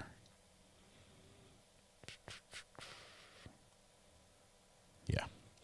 All right, so I used to fish this canyon, this little Parrish Creek. It's a little, actually right here, there's Indian writings right here. There's a cave. This is a cave right there, the back of a cave, and there's Indian writings right there. My grandpa used to go to them as a kid. But beautiful little creek, has little fish in it about, I don't know, up to 10, maybe 12 inches long, rainbow trout, and just delicious, nutritious, and tastes good. I used to live right around in this area at the bottom, right at the mouth, at the base of the hill. Let me show you how the hill looks like. You turn it sideways, okay? So I would go up this street and go up on the mountain, and I'd hike up this little dirt road. We'll come back to this circle because it used to have a building right here, but it was leveled by a bomb. Different bomb, week before. Anyway, so I would hike up that road, and I'd go across what we call this Firebreak Road right up here, across the canyon, up, all the way up here, down to this canyon. This little flood retention thing wasn't there before. It's supposed to stop flash floods. It wasn't there when this happened. Instead, right up here, this little feature was there, and that's where I'd fish, which was private. So I'd actually sneak in from the top and climb down the cliffs so we wouldn't go down the private road. And then I'd fish all the way up this canyon, like all the way up. Let's zoom out here. All the way up here. It's about right up here. It's where it gets just really rugged. Mountain lions, everything. It's all up there. So that's the setting. Christmas Eve, 1999. Instead of hiking up the road right here and going up the normal route, I decided to go across the top street. Someone's on my. Hang on 1 second. Got a caller. 1 second. Hello, who's this? Press 2. Hello. It's Bree. Sorry. Hey, Bree, what's happening? Hey, sorry, it's Bree. You went to my AirPods for a minute. So I'm delayed because I had to take the dogs to doggy daycare today. But I just finished with the guy with the guns and then keeping the bullet. His name is Memento. Did we learn anything from Hannah Gutierrez Reed? Did we know he could remake that into something different? I want to know why he's keeping it. Why it's so interesting, but I don't know. Because he wants to make it. He wants to go do her new method of making a new one, and then he doesn't get in trouble because it was given to him by the judge. Just kidding. Yeah, crazy. But I heard that and I was like, that's really weird. It's a shotgun shell though, so it's a little harder to. I mean, it's not impossible to reload a shotgun shell, but I wouldn't do it because the plastic, it weakens and. Yeah, all I started hearing was patina and resurfacing, and I just started having PTSD, and I was like, "Uh-oh, here we go again." Yep.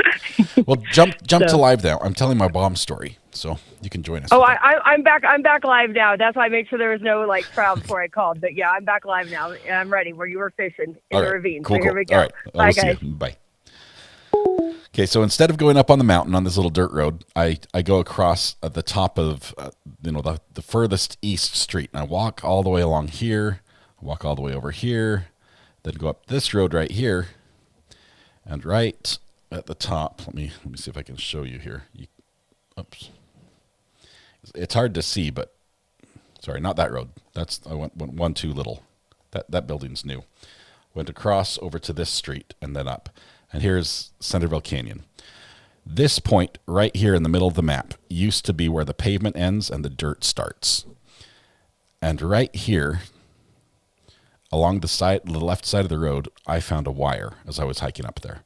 Just barely got off the pavement, and there's a wire that ran along the side of the road up here, and then it ran up the hill, and it was tied off on some of these trees. It was actually this group right over here. Went up here, and it was tied off on some of the trees, and up and looped up. So as far as I could see, it was just up there, and it's steep there. You can see that's a nice little steep hill. And I just continued on up here, up to the road. We'll zoom out a little bit, and I hiked up the mountain and went up this trail, and got probably. Because I was going to go way up high to what they call Mahogany Grove to start. Got probably up to about right here, this little lookout point. So let's turn around and look at the city from here. Looks beautiful, right? You can see over the city. There's a nice view. There's a huge retention reservoir. This is where they get the city water from. The whole time I'm hiking, I'm thinking about that little wire, thinking, what in the world? Why is there a wire there? There shouldn't be a wire. It's up in the mountains. And so I go back down, and I hike all the way down to the road right at the beginning over here where it first started. I get down there and look at the wire, and it's a little 2-strand wire, think of like a lamp power cord, right? Like an old, no grounding wire, just like two strands of wound copper in plastic, so that you can pull them apart. Well, at the very end, they'd been pulled apart, and the ends had been stripped off, so the leads were showing. You could see the copper. And then I go back and I go up the hill. And I see where it's tied into, this is like scrub oak trees. It's tied into this scrub oak, and it goes up over the hill, and it goes through the fence right here, and it goes down to this little box. This little box is a drain where if the reservoir is fully full, it spills over, and the water will then go back down, and it will go, because it comes from the river, it'll go back down into the creek right down here and then pass down. That's the exit where it comes out. So it goes through the fence and in there. Well, I happen to know that right about here in the corner, there's a cut in the fence, and I go up here and I wander in. I crawl through the fence and I go down there and I stick my head down where the wires go down into this little hole, which at the time the reservoir was empty. This is winter time, so it's not full. They're not doing irrigation. I stick my head down in this hole, and in the hole, which is probably, I don't know, about 3 feet by 3 feet. So it's, I mean, you could jump down there if you wanted to. I see a 20-pound propane canister, like the big propane tank you use on your grill. And there are 6 pipe bombs taped to the outside of it. And each of the pipe bombs, these are metal, like iron pipes with metal caps on them. And the ends have wires that come out of each of the caps where they've been drilled. And the wires all go back into a Tupperware dish. And the wire that I saw also goes into the Tupperware dish. So it's basically a splitter. The wire comes through the fence into that and splits out to the different locations. It's a bomb. It's apparent immediately to me that it was a bomb. So I'm like, oh crap. I go back out of there and I run back home. I think I actually ran along the city way, or the road up here. Run back home to my home, which is sort of down here at the end of the canyon. And I call the police and I say, I can't say that I was trespassing, because then I'd get in trouble. But I say, there's something suspicious up here. There's a wire that shouldn't be there, and it goes into the reservoir. You need to send a police officer to check it out. How old was I? This was 99, I don't know, it's 20? 21? I don't know. However old I was. Hang on, let me get a calculator out. I was 22. I did the math on my calculator.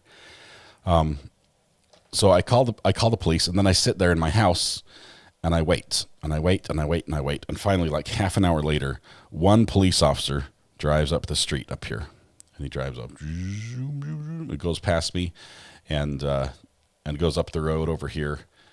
And I'm waiting. Finally, he's like, I hear him on the radio. He's like, yeah, I'm on scene. I always take the wrong turn there. I'm on scene. I can see the wire, but it goes into the fence. I don't know. You'll need to get somebody to come open this gate. This gate, you need like a key to get into. So call one of the guys from the water crew, and they'll come up and open the gate. And so he waits, and finally they get somebody from the water company to go up and open the gate, and they get in there, and like 2 minutes later, the radio just explodes. It's like, wake up everybody, call the sheriff, call the neighboring communities, get the bomb squad here. Just cops, sirens, everybody's up there. They found the bomb. And so while this is going on, I'm listening to the traffic, and of course this entire area right down here was like command central. They had the big huge RV set up, the police RV, and all the news media was nearby, and it was nuts. And so I'm just listening to that, and while that happens, get a knock on my door, and a couple guys that I grew up with are knocking on the door, like, hey, can we talk to you real quick? I'm like, sure. And they said, hey, we made a bomb. We tried to blow it up, and the police are there. I'm like, you guys are idiots. And they're like, yeah, the police are there. We tried to blow it up. The police are there, so we can't blow it up. I'm like, you guys, you're going to get yourself killed. You need to turn yourself in. They're like, no, we've got stuff at the apartment. We're just going to make a new one. And I knew that this was not a good thing.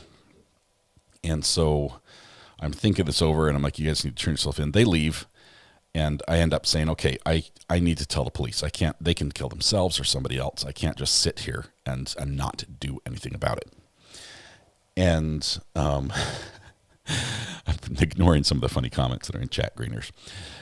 And so I call my mom, or I tell my mom, I said, I need to talk to the police. I don't know how to just go up to the police and say, hey, I know the guys who did this, okay? And she says, well, let me call our neighbor. He lives over here. Let me call our neighbor. He happens to be on the water crew and on the city council. So he's one of the guys that is, votes on what they do with the water up here. And he's also on the city council for the town, which is, right down here. There's the city offices. And have him come over and and he can drive you up there, and you know, he knows all the officers and everything. I'm like, oh, great, that would be great. So Rick comes over, and I get in the car with him, and I'm like, hey, I appreciate it. And I said, so I've got information on who built the bomb. I need to tell the police. I just don't know who to talk to about it. And I said, by the way, as we're driving like the quarter mile to get there, I said, by the way, tell the police I'm licensed to carry a concealed weapon. I do have my firearm with me. And he's like, okay, no problem. And we pull up here, and he says, sit here in the car and wait. I wait in the car. Actually, I think we pulled into this person's driveway.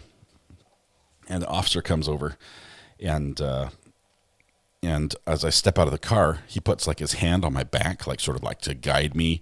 And that's right where my gun was, right? In my little behind the back, inside the pants holster. And he's like, what's that? I'm like, it's a gun. Didn't he tell you? And why do you have a gun? And sort of, that got a little exciting. So he took the gun from me.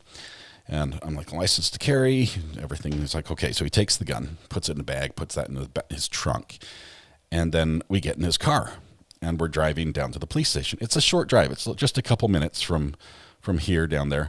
I did not know until after I read the police report later that Rick, my family friend, instead of saying, hey, this guy has information about the people who built the bomb, he went to them and said, I've got the guy who built the bomb, and he's here to confess. That's a direct quote out of the police report on this incident.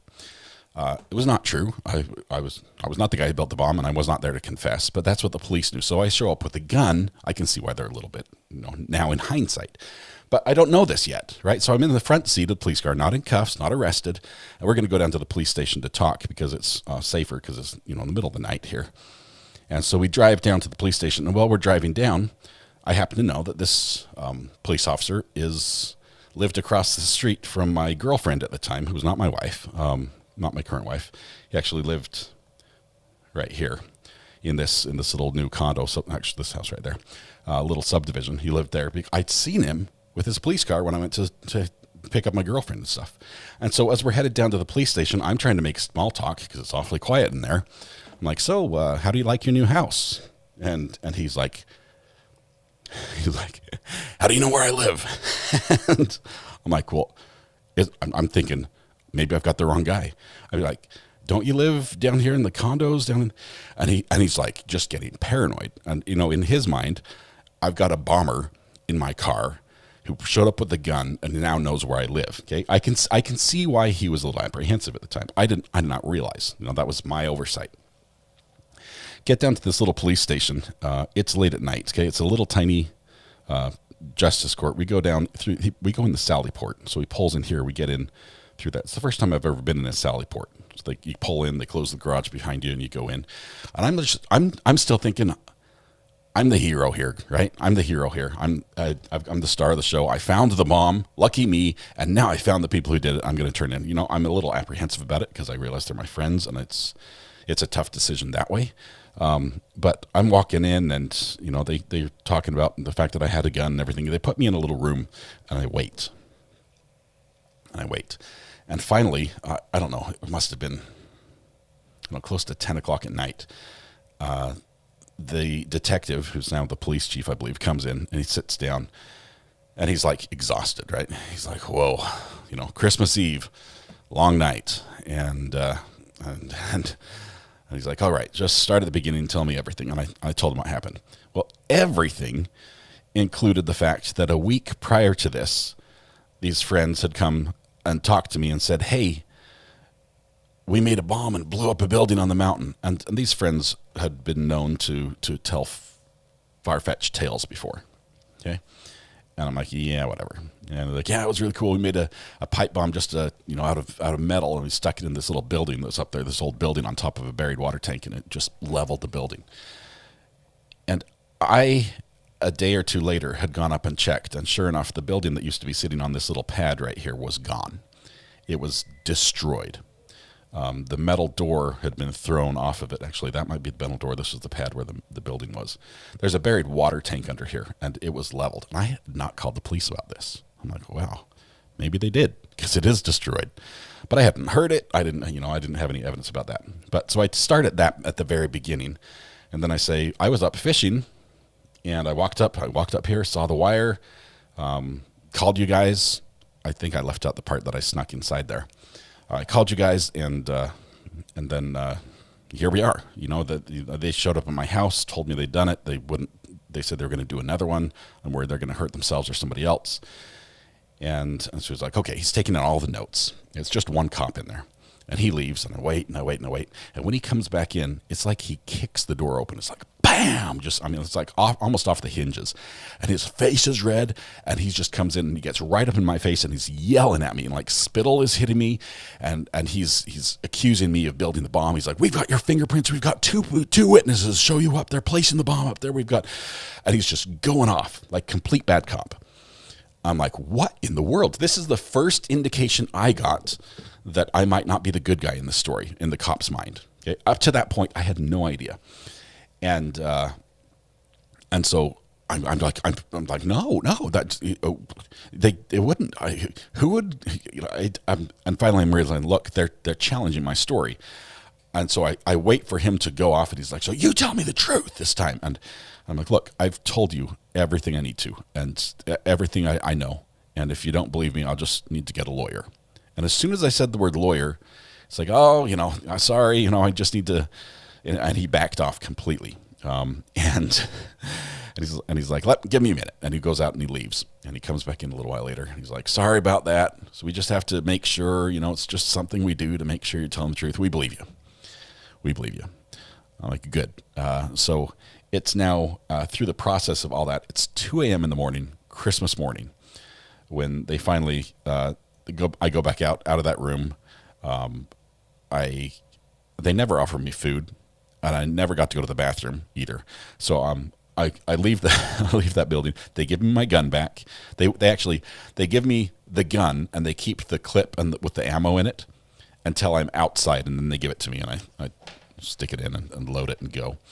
And I walk back from the police station up the road back up to my house.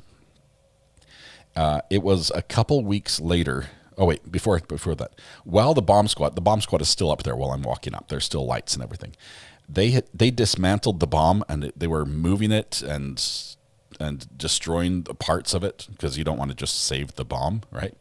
And while they were doing that, they had one of the pipe bombs packed in piles of sandbags, and when they detonated it, it blew a piece of shrapnel through the fence and blew off the top rail of this chain link fence right over here. And I still have that piece of the top rail of the chain link fence. And the police said that the bomb was equivalent to about 4 blocks of C4. I don't know how much that is. I've never used C4. But if it had detonated, it would have blown out a large portion of this hillside, which sits over. If you zoom in right here and look in, it would have blown a whole bunch of debris out towards all the houses and homes right out over here.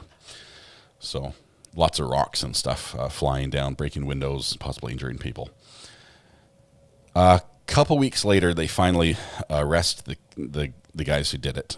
And they arrest them as they are at the store buying even more equipment to make bombs. They were buying threaded pipe and metal end caps, and I can't, like a drill bit. It's like everything you need except the gunpowder. They were getting at one store.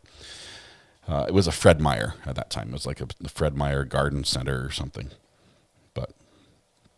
So they finally arrest them. I did not end up testifying against them in court, because there were 3 brothers that did this. Well, 2 brothers and a stepbrother. And the stepbrother turned state's witness and agreed to testify against the others, so the other 2 took a plea. The other 2 each did 2 years in a federal prison. And we don't talk anymore. They're not... So that's the story. I do like to go to police, events where they show off all the equipment they have, like the helicopters and the Bearcats and the bomb squad trucks and everything. And my favorite thing to do is go to the bomb squad crews and ask them how many bombs they've found, just to compare scores. And usually I'm winning in that regard. Very few bomb squads have actually found a bomb. So. Were they doing it just for fun? Yes, they were doing it just for fun. Also, when this was all over, we were able to reconstruct the timeline. When they took the plea deal and confessed and said what happened, or when the little brother confessed, he said they had built the bomb and run the wire, but they had forgotten a 9-volt battery. The week before, they had blown up this little building over on the other side of the mountain using a 9-volt battery and the same detonator with just one pipe bomb. This time, they forgot the 9-volt battery. So they build everything, place it, and then go get a battery. In that time, I show up on the mountain, and I go up to go fishing, and then I come down, and I'm looking at the bomb. They come back with a 9-volt battery. They were probably down here about the same time I was looking at the bomb up here. They tried to set it off, and it did not detonate. I don't know where exactly I was, but I'm probably close enough that it would have done some damage to me, possibly killed me. It does not detonate. The wire is too long. There's too much resistance, and it's not getting it's not setting off the igniter. So they leave to go get a car battery, at which time I have gone down and called the police, and the police show up, and the first car is there when they show up with the car battery to set it off. And so they can't set it off because the cops are already there. That was the timing on how that happened. So shared the story for the first time with Valhalla on the legal stream. So when you strolled in at 3 in the morning on Christmas Day, what was everyone's reaction? Well, I did not see Santa Claus, so I guess he had already been there. The last bit of the story is I worked at a metal building company. Let's see, where are we at? Right over 2300, right here. Nope, not wetland. There it is. This was the building I worked in right then, at the time. So I was, no, not that one. What? Holy cow. Yeah, there's my business, NBCI, NBC. But there used to be, right here, there used to be a sales office. Let's go back in time, shall we? Let's go back to, let's see. Let's go way back. 2000. There we go. There's the sales office. That's where I worked, right here in this building. So I'm sitting there as a salesperson in there, and I think there's some better images. I don't know when they tore it down.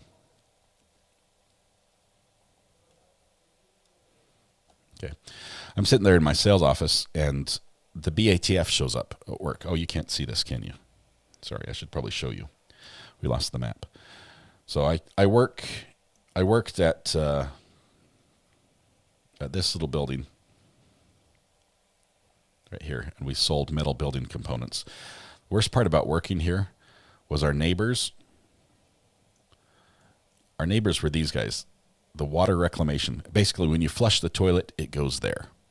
And it's fine for most of the days unless the evening comes up and the wind blows our direction, and then it just becomes terrible. Anyway, so I worked at this little building. The BATF shows up.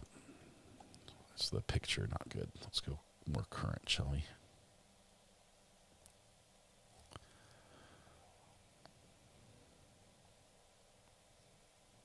Wait for it, wait for it.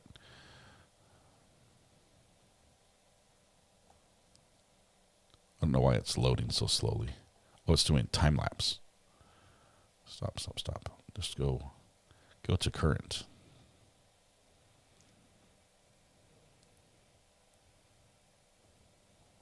There we go. Sorry about that. So I work in this little building, and I worked in the sales office, which is now gone. They've turned it into a parking lot, which is good because it means they're doing a lot of business, but they don't have to sell anything. BATF shows up and goes to the receptionist and says, "I'm here to see Scott." And, of course, when she shows her badge, the receptionist doesn't say, "Oh, let me get him." She instead goes to my boss to say, "The cops are here for Scott. BATF is here." And so he comes in and is like, why is the BATF here? I'm like, I don't know. I've never talked to them before. So a nice agent by the name of Sonia Everett comes in, and we go down to the conference center, the conference room, and the boss is like trying to peek in. And so I shut the door. It was funny. But she has me tell the entire story once again, everything about the bomb and how it happened. And at the very end, she says, well, there's good news. We've decided not to prosecute you. I'm like, me? Why me? I'm literally the guy who turned in the bad guys. And she's like, well, you knew about that bomb that happened the week before and didn't do anything. And we were going to prosecute you for that. But we've decided not to. I'm like, well, that is good news, as Mahalo Waite says. So anyway, that's how it ended. Sadly, one of the brothers that served 2 years passed away from, I believe, an overdose. But I did meet him one time before he passed away, and that was up here. Let's go to 5th South. I need to turn the map. We're going to spin, shall we? Zoom. Okay. Everything's oriented for me with the mountains. I think that's 5th South. Planet Fitness. Okay, right here. So I was driving down this road, and I turned into right here. And this was the parking stall right there, this parking stall that I turned into. This was an insurance company where I had a family member work. I turned in right here. He pulled in behind me and parked right behind me. So I can't go through this wall ahead of me, and I can't pull out. So we were stuck. He always carried a knife. I always carried a gun. At the time, I had a gun in a shoulder holster, under the shoulder, like underarm, like the old detective style. And he had a knife in his pocket. So I didn't want to be stuck in my car when he came up, because I couldn't really go anywhere. So I sort of jumped out and stood in the entrance of the car with my hand under my arm. And he walked up and he had his hand in his pocket, and he was flicking. I could hear the click, click of the knife being flicked, open and shut, open and shut, open and shut, just a little bit in his pocket. And we talked as if nothing had happened. And we're like, hey, how are you doing?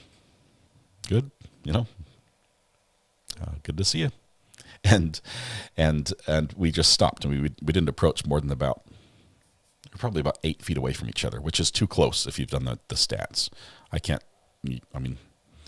That's too close. In a knife and a gunfight, if you're 8 feet away, you better draw first, because it doesn't end well.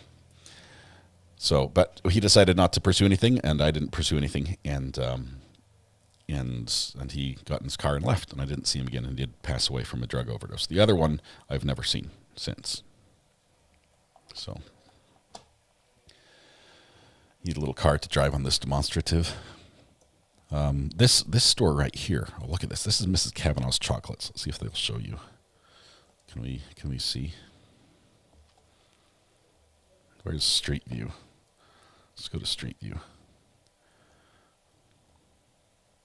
Ah, there it is. This place makes some of the best chocolates known to man. They are so good. So there's the insurance office. Oh, now it's a real estate office.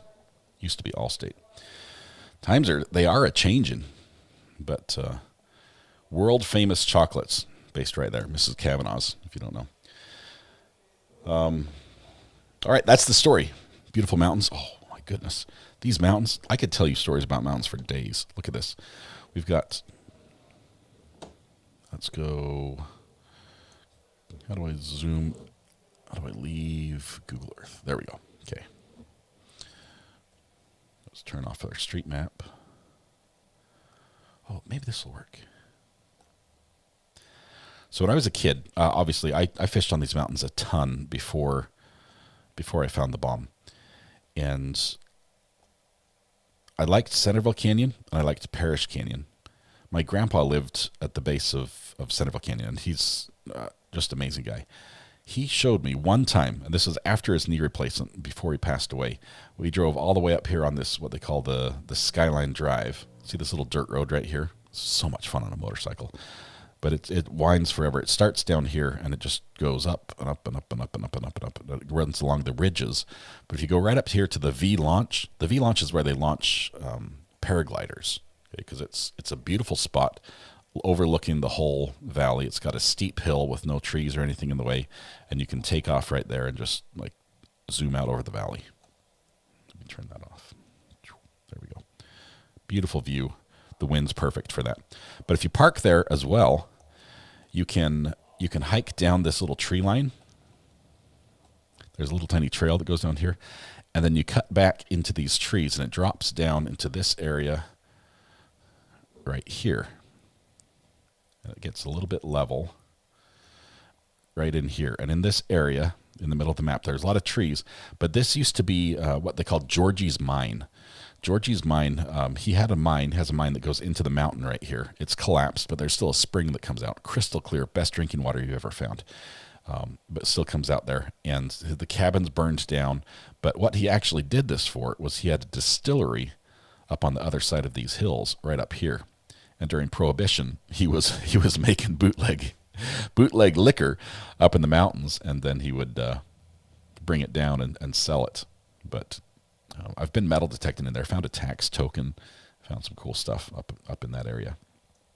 But also saw the biggest rattlesnake I've ever seen in my life. Probably could have eaten me. It was huge. Right up there.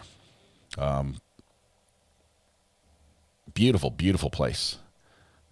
Once got a nail in the tire of my motorcycle right there in this little campfire, which is terrible because I have a long way to ride to get home. But the nail, even though the nail was more like a railroad spike, it was about yay long, it went through the tire and came back out, and it touched the tube and didn't touch it. So it went in one side and out the other. And I literally, when I got home, I pulled it out, and it didn't even lose any air. So let's see.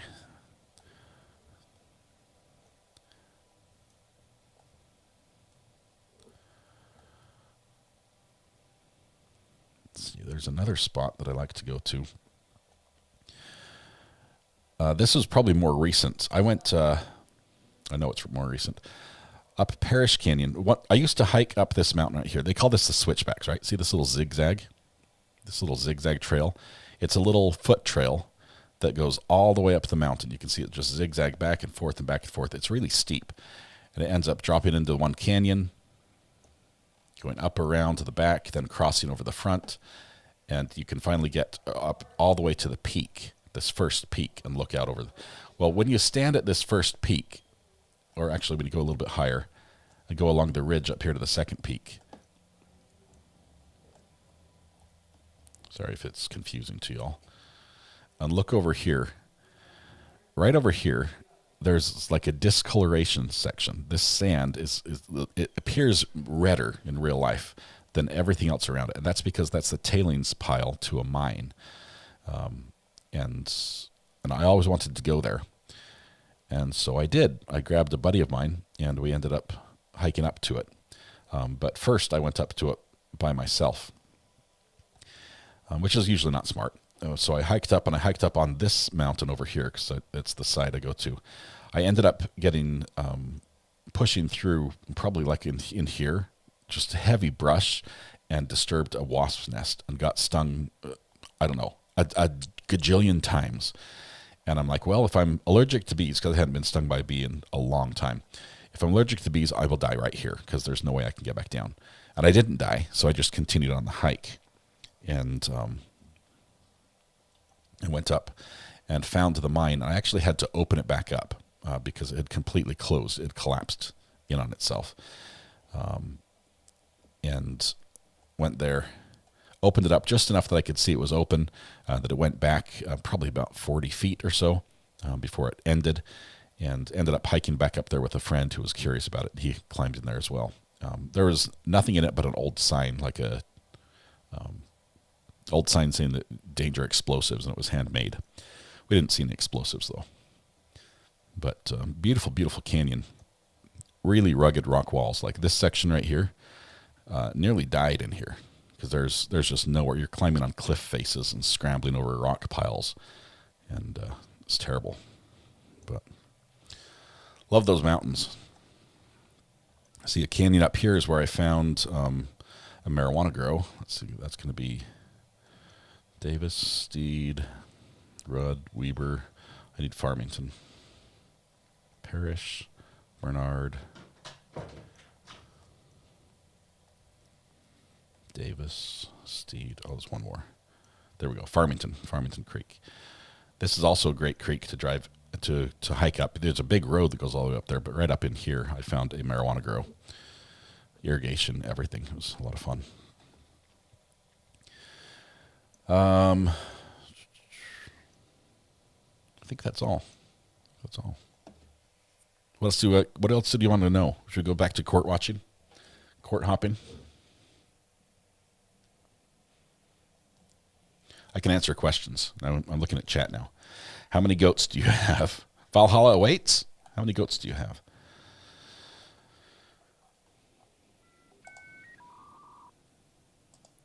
Look at Facebook. DM from Greeners.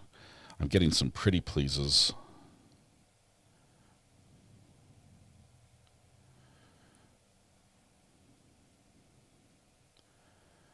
Okay.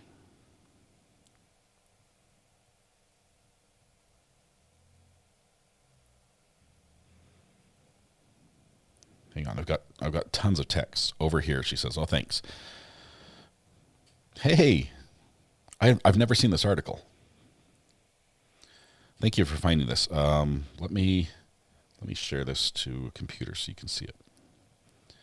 AirDrop to MacBook Air. Greeners found this one. Greeners, good job. There's an article I have never ever read it.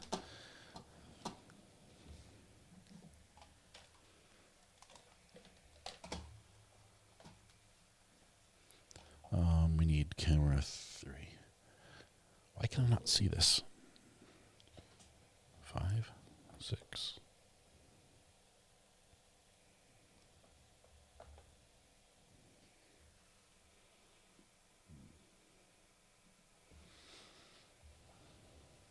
Let me see if I can pull it up on the map computer.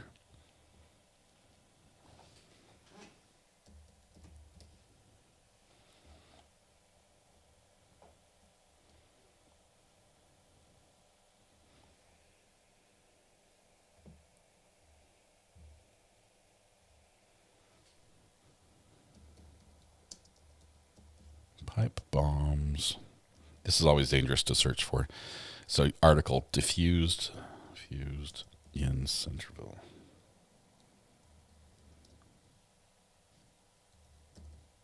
This will be interesting to see how they tell the story based on how I remember it. Here's the article from 1999. It's a story from Christmas Day. Let's go live there with that one. Thanks, Greeners, for finding this. Let's see what they say. Centerville Police and Davis County Sheriff's deputies spent Christmas Eve defusing and dismantling a cluster of 5 pipe bombs found in the drainage channel, 6 actually. Oh, I guess one exploded. Drainage channel of an empty irrigation reservoir on the city's east side. By 10 p.m. Friday, the Sergeant Police Paul Child said Davis County Bomb Squad members had separated and isolated the bombs, and any threat to the reservoir was no longer a concern. Nearby homes were never in danger, he said. One bomb had been successfully dismantled. The second bomb was partially dismantled but exploded when the bomb squad removed the cap. The second explosion was heard in the neighborhood, but no one was injured. A third bomb was about to be dismantled at press time, and operation was expected to continue for several more hours. Child said it is not known who planted the bombs in a manhole-like concrete drainage structure next to the reservoir, nor was there any guess as to motivation. Police were notified about 5:30 p.m. that a suspicious wire was laying across a dirt road. Hey, who did that? This is pretty good reporting here. Known as the Firebreak Road near a residential area, investigators found that it extended about 300 yards through a chain link fence and to the reservoir. I told them that. The 5 pipe bombs were wrapped together along with 2 bottles of propane.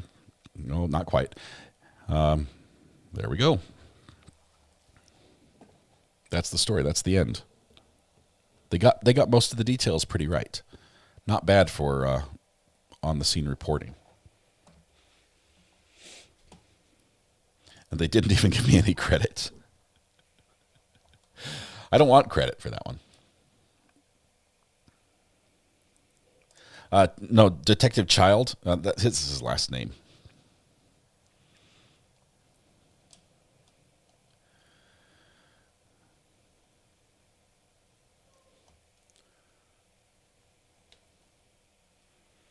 It was published December 25th, updated March 11th, 2025.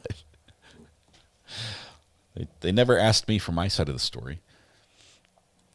That's funny. Greeners, I knew the news was there, but I never saw any reporting. I didn't have a TV at the time. We grew up without a TV.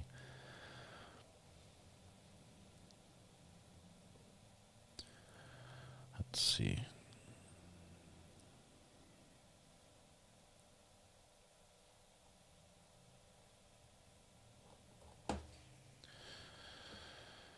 All right, let's check in on court and see what's happened. Let's see if possibly the Minecraft court has figured out their sound issue. Oh, they're in a break. This is good news. Maybe when they come back, this will reset. This is what I'm hoping for. We might have to pick it up. Just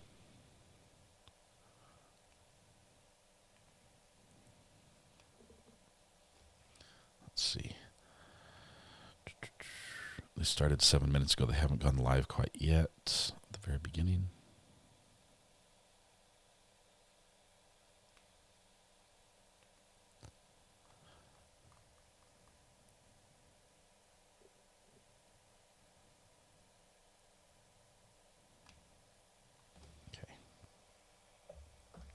So Minecraft Court is going to go live again. I'm not sure what the break was, but hopefully the audio is better.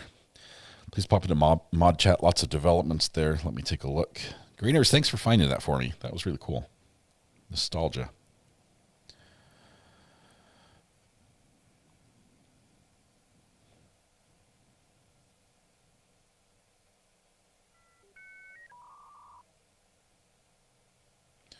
Oh, Josh contacted the court. They're going to restart the feed. They might post it for just after they left, just after jury selection. So they might replay it. Josh, you're amazing. Valo's not going to be live streamed, but the video will be posted afterwards.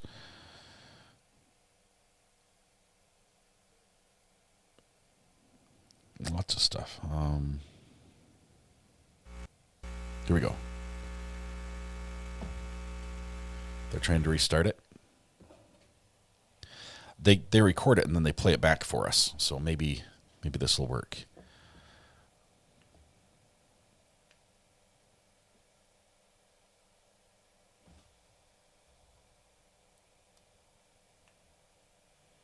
We're live. 5-6 years. We get to watch it.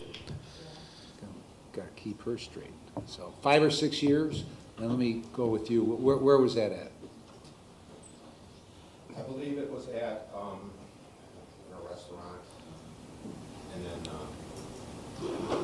Did you talk at that time? The jury's pixelated out. Yeah, I mean, just got caught up with how family was doing. And you played football for her father? Her father, yeah. Where? Perry. Okay. All right. Now, I'll start with you, number 13. If you're seated on this jury and number 3 seated on the jury, and you guys get back in the deliberation room and you think it should come out one way and she thinks it should be the other, and would you listen to her argument? No, I have my own opinions. Okay, but would you listen to what she said? No. Okay. Why not? I would listen to the facts of the case. Okay. And one of the things that happens in deliberations is, and I'll kind of give you a little bit of a warning through the instructions, not to immediately come to a conclusion, but to discuss things and get the feedback from other jurors. We got plenty of feedback this morning. I would listen to all opinions. Okay. Does that necessarily have more weight than anybody else's opinion? No. What if somebody gave you an opinion in the discussions back there and you thought, boy, that makes sense, I hadn't thought of that. Would you consider that? Not change your mind, but consider that. Sure, I mean, you take everything. Right. Now, let's say you still were at odds at the end and you saw her at the restaurant next week. Would you be sore at her because she came to a different conclusion? No. Okay. How about you, number 3? Would you be able to consider his opinions? All right. And would it cause you a problem if you guys thought differently? No. Okay. All right. Thank you. Mr. Jordan, go ahead. You may inquire.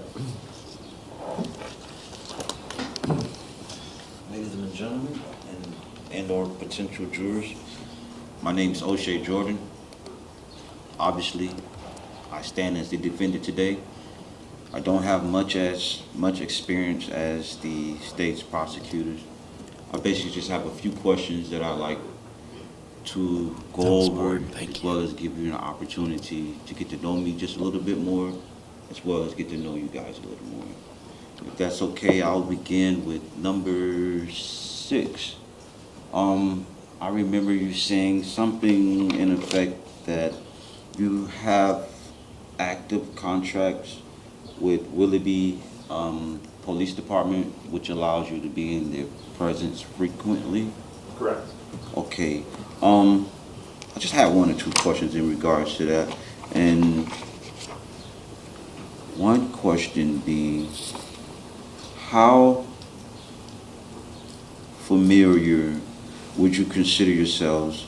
Because I remember you saying some yes and some not as. So with the ones that you consider yes, how familiar with those particular individuals would you consider yourself? There's at least one, maybe a couple that I have relationships with a little bit outside of work. We have common friends, been to several functions together, kids and relatives that we coached and played football with as well. That was my next question. Was it particularly professional or personal? No, there's some personal relationships. Okay, cool. By being able to, so to speak, be in the web then of a different particular environment or culture, if you will, have you had the opportunity to not necessarily hear any gossip, but hear and or participate in any gossip in relative to myself and or pictures being posted throughout the community within the last 3 to 4 years? I have not. Okay. I think that's all I have for you, other than you mentioned on your questionnaire that you have family members that are attorneys, or is the question police officers or just attorneys? No attorneys. My uncle was a former judge here in Lake County. Okay. Well, if you don't mind me asking, is he retired? Yes. And what year did he retire? I don't know exactly. It's been probably 15 years. Yeah. It wouldn't be Mitrovic, would it? Why he's smiling so hard? Do you know Mitrovic? Not personally. Okay. All right, I think that's it. I thank you for that time. So the next few sets of questions, or questions that I actually have, are pretty much in general, so I'll be addressing pretty much everyone at the same time. And so to begin with, I'd like to know from anyone here, if it applies to you, when you hear the word defendant, what do you think off the bat? What's the first thing that comes to mind? What's your number? 16. Number 16? Accused. Excuse me? Accused. Accused. All right. Anyone else? Or do everyone agree with number 16? Yes. All right. All right. Because the follow-up question is, when you hear the word defendant, do you kind of lean towards, or is there a perception of guilt prior to evidence presented? Are you speaking to me personally? Start with you, number 16. No, absolutely not. Okay. Anyone else here? Okay. Everyone again. When you hear the word state, what's the first thing that hits your emotional chord? I stand up and salute. No. Anyone? No vibrations when you hear the word state? Judicial system. Judicial system. What number was that? We gotta identify numbers. All right. Okay. Because what I'm trying to get here not necessarily trying to get here, just get a feel for you, as well as being here, is your understanding and perception of, I guess, right versus wrong, or state versus defendant, or accused versus the actual claims.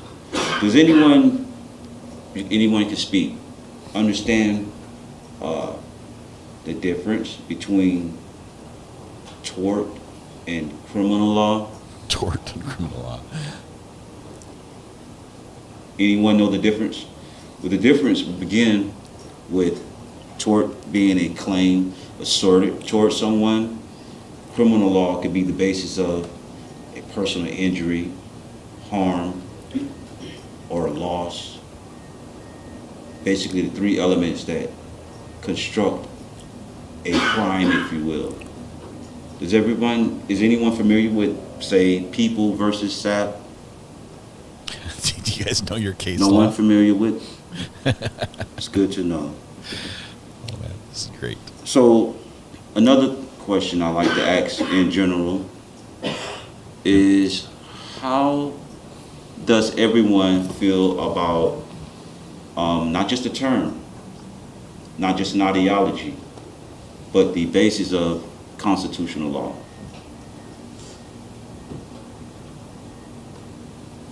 Anyone here believe in the Constitution or its laws or its basis for being law? Yes. So that's 16, that's 18, and, sorry? 23, 30, 28, 26. Understand that there is a basis for law itself. Back to the term state. I'm not only hoping, but I just have the sense that everyone here knows that the state is not a person, place, maybe, It's a place. almost not a thing. It's a accumulation represented by It's an idea. people.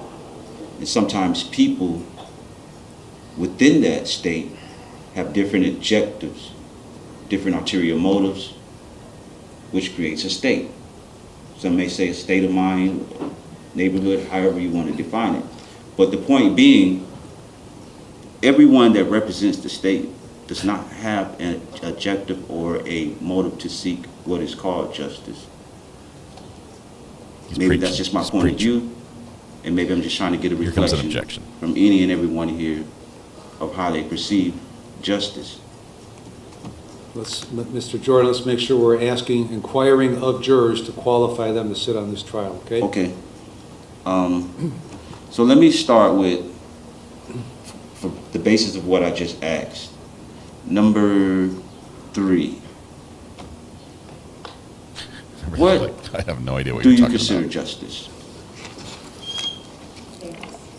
Fair? Okay, good question. I'm sorry, say what? Fairness, following the law. Following the law and fairness. I'd like to ask you the same, Mr. 13. What do you consider, or how would you define justice?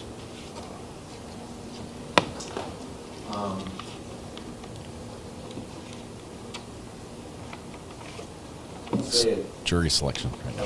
whether right or wrong, that the truth comes out.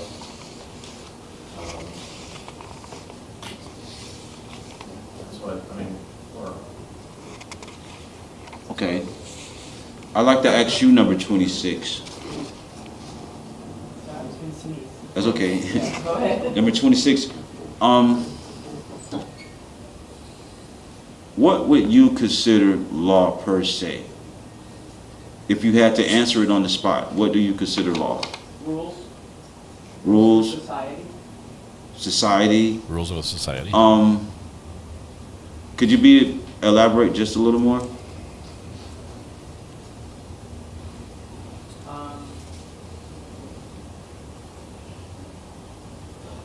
Just like guidelines to live by in our society. We have a bunch of community members in the community. Are you speaking in reference to moral laws or statutes? I'm just talking about laws in general, nothing moral. Can you pinpoint one? Okay, so definitely not moral laws, but more or less. He's picking a fight with one juror. Okay. So like I said prior, I am new to this. I only know how to stand up for myself. So the procedures I'm not familiar with, and I'm learning as I go. So bear with me.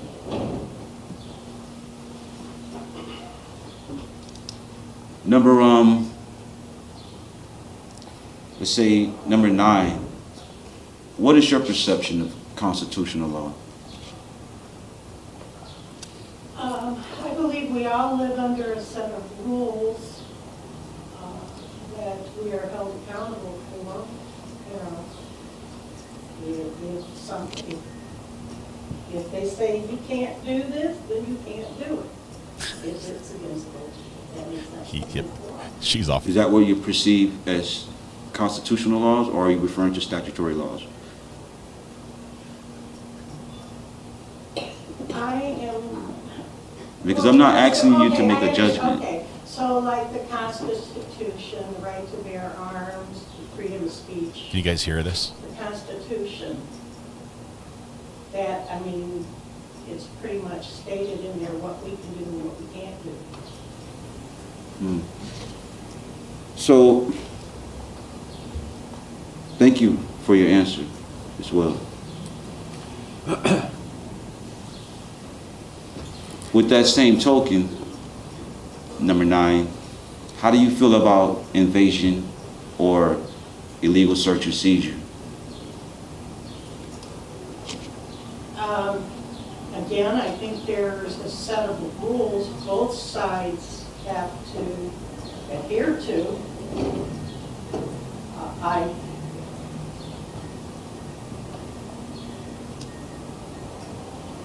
I think it would be illegal to search and seize if there was no warrant for it. I mean, I hope I'm not going back to, the old Law and Order, but again, I think there is a way things are done. There's a procedural way things are done. And if it's followed, fine. If not, there could be problems. So, in conclusion, number 9, would it be fair for me to assume that you're saying constitutional law is the existence of balance with law or within law? I don't know if I would say balance. What would you say, just to elaborate? Okay. Spent all his time on one juror. He needs to ask afterwards, Okay, does yeah, anyone I guess disagree you with could that? use the word balance, but Let me hear it in your own words, if you don't mind.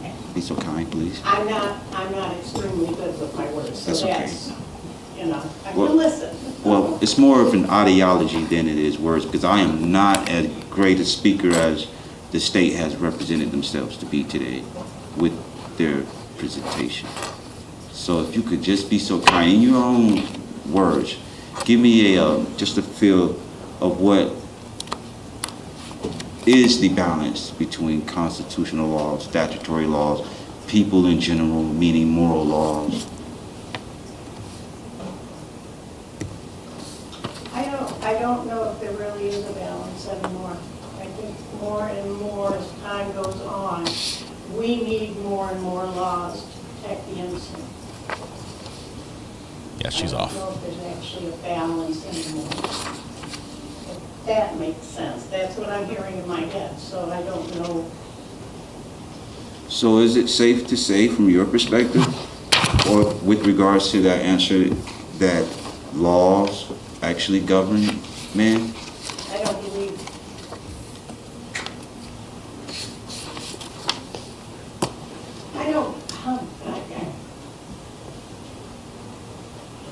I can't answer that. I really don't know how to answer that. Go to a I different mean, juror. everybody's got to adhere to a set of laws, all of us.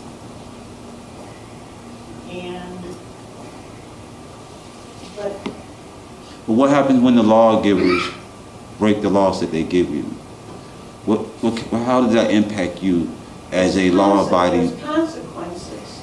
I mean, as a law-abiding citizen, number 9, that abides by laws given unto you, how does it impact you when those laws are broken or exercised wrongly against you? Against me? Yeah, I'm wondering if that was a scenario, how would it impact you or affect you, if you would? Well, if that law that was broken against me, that the person needs to be held accountable for that. If it's something, a law I broke, I need to be held accountable for it. All right, and then not to pick on you or anything, but one way just to end it between you and I, number 9.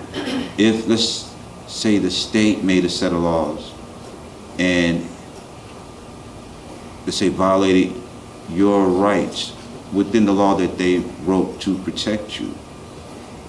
That's the answer I'm seeking. How would you feel if the state was the one who, in whichever form, whichever arena? If the state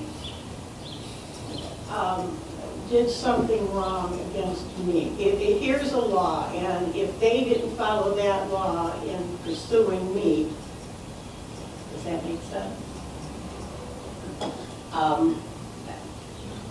I just think that you're bringing out something very interesting, because from my perspective, I think that justice begins as a void slate. And then as you get to understand beyond a reasonable doubt of whatever claims are being presented, you begin to balance or build your perspective and given an opportunity to deliberate to come up with a conclusion, rather than expecting a defendant to receive empathy and not justice, rather than a defendant to be perceived as guilty before any evidence, or vice versa if the roles were switched between the states. So that's kind of the general perspective that these questions are coming from. If you would, if there are any preconceived notions, any prejudice already established in a mindset before you become a group, it's kind of my perspective, since I do not have the credentials, just the will and liberty to seek justice for thyself. All right, let's make sure, we're asking questions for qualification purposes, okay? Indeed. So let me ask, I don't know your number back in the corner. I'm not a juror. Oh, you're not? I was surveyed. I apologize, sorry. I'm not a juror. Number 20. Can you share? I'm the bailiff. Do you mind sharing, first of all, with us your perspective of justice? Well, you're helpless on morals and rules, and I feel that, that, if you can't follow those guidelines, then, you're helpless or you're that's what our government is about, the Constitution. It gives this authority to the states to solve it themselves.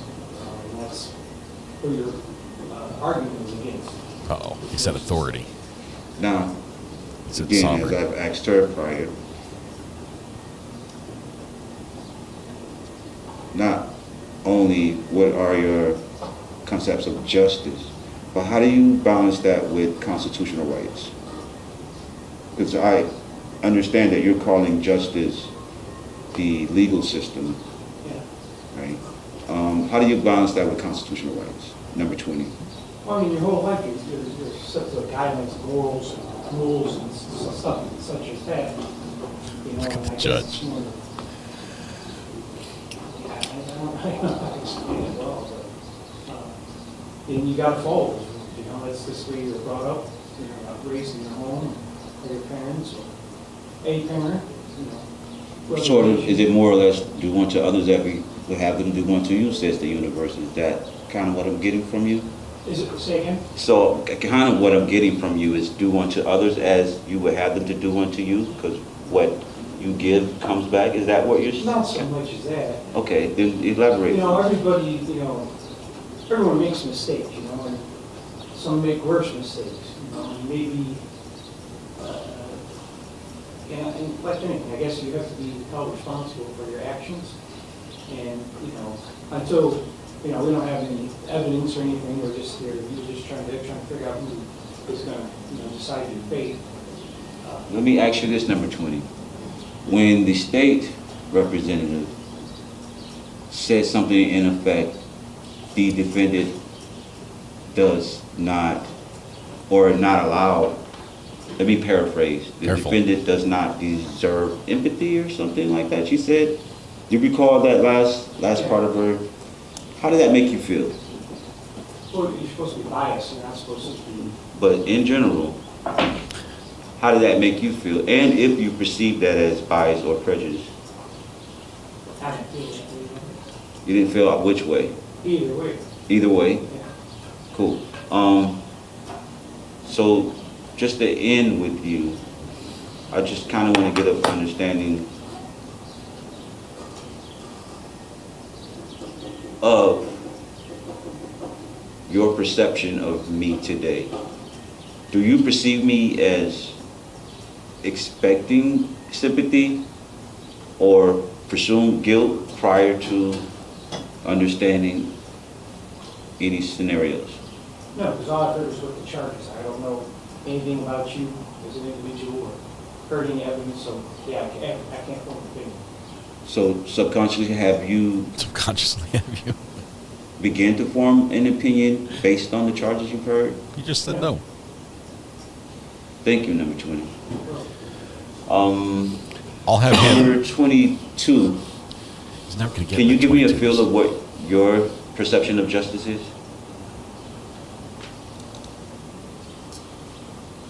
Sure.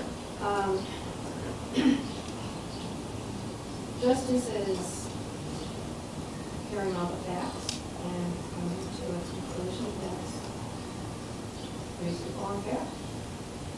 Number 22, do you believe that in order for, or do you believe, again, let me just leave it like that, do you believe that in order for a crime to exist, that someone has to have suffered harm, loss, or injury, and as well as a agency or criminal agency as it's called? Do you believe they take those three things in actually for a crime to be called a crime? A loss, personal injury, or harm. There has to be a victim, is that what you're saying? And as well as the criminal agency as it's called, or cause of that loss, injury, or harm.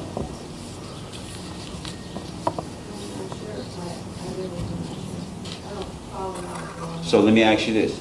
If you are driving down the street and number 22, you stop beyond the white line and you get at a red light, let's call it a red light. It changes on you, you stop, and your car's beyond the white line. And it's considered a sanction or a ticket or a crime. Do you consider that true? What is the white line? I'm not sure. You know, the wide white line that's in front of the traffic lights, and if your car is halfway through, or let's say a partial through, but you should be stopped behind it. Well, it depends on when the light changed. Maybe you were already passing over. Would you consider that a crime to be punished for? If you stop in time for the red light, Correct. it should be okay. Red light, stop sign, any double wide white line on the road. It's a good question. So technically that is Nosy Rosie. a fine or listed as a crime, and I just want to know your perception on it. Okay. Thank you, number 22. Before I move on from you, 22, do you believe in the truth? Do you believe truth being the balance in justice? And not an emotional connection to anything other than justice?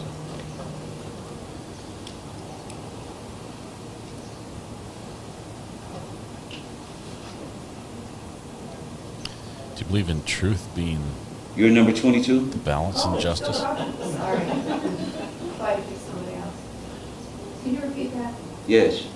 Do you believe that truth, not only being in, but being the balance in justice, and less of a emotional connection to either direction? Yes. True. As opposed to emotion. I'm only asking because you seem agitated with my presence, and I haven't even presented any evidence. Thank you, number 22. Whoa. Like I said, not a professional, just need a feel of the room and let the facts speak for themselves. Thank you for your time. All right, thank you. At this point, ladies and gentlemen, I'm going to excuse you. Hold on, not yet. I still got more to say. I'm going to excuse you guys out into the hallway again, and then when you come back, 13 people will be identified as the jurors in this trial. The others will be excused. So expect it's probably going to be about 15 minutes. And when you get called back in, we'll identify those 13 and the rest will be able to go. Okay? And remember, don't talk about the stuff we talked about in here. Okay? See you in a little while. I'm going to cut away from the picture because they stand up and they become unpixelized. And the court has taken efforts to hide the identity of the jurors, so I'm going to do what I can. I think we're coming back in. They're all talking. I'm not going anywhere to pass. They're all talking.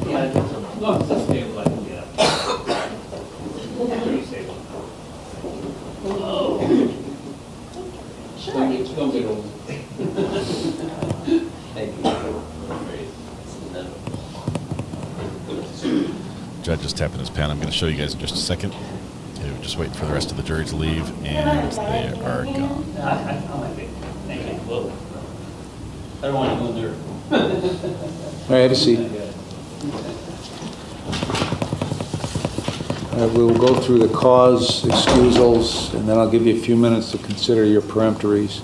I'm going to take the judge's pen. I'm going to excuse number 2 for cause. He's got the problem with the oxygen. I'm also going to excuse number 6, who is the contractor with the city of Willoughby, and beyond that, he's got personal relationships with some of those witnesses that go beyond his work. I'm going to excuse number 15, who's got the Cleveland Clinic heart appointment coming up on Thursday that if he has to cancel will never get rescheduled. I'm going to excuse number 21, who's got the previous open hearts that indicated he's going to have difficulty keeping his attention because he gets tired extremely easy. And I'm going to excuse number 18, who is the gentleman who was brought back after for questioning after the rest of the pool is out in the hallway. So I'm excusing those 5 for cause. Does the state have any others that they would propose to excuse for cause? No, Your Honor. Thank you. Mr. Jordan, do you have any that you would propose to excuse for cause? No, Your Honor. All right, I'll give you about 5 minutes or so to consider your peremptories. Okay?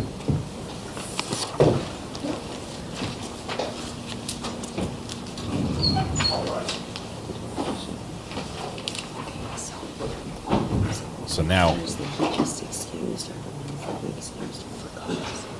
the defendant has standby counsel. The court is broadcasting the mics, and people can hear. So this is the court's feed. She's explaining how the process works, how previously after the state's here. These are the ones that he excused for cause, okay? These are the ones that you wanted to see? No. Yeah, I was just making notes as they went along. These are the ones that he excused for officially. Yes, correct. Okay, so, okay. I'm now- just sick about the last words that were spoken at a low time. Right, that's the next thing, so that's the first type of way a juror can be removed. The second type of way is through a. They're talking too loud. Okay. There are other people in the room. There's no expectation of privacy.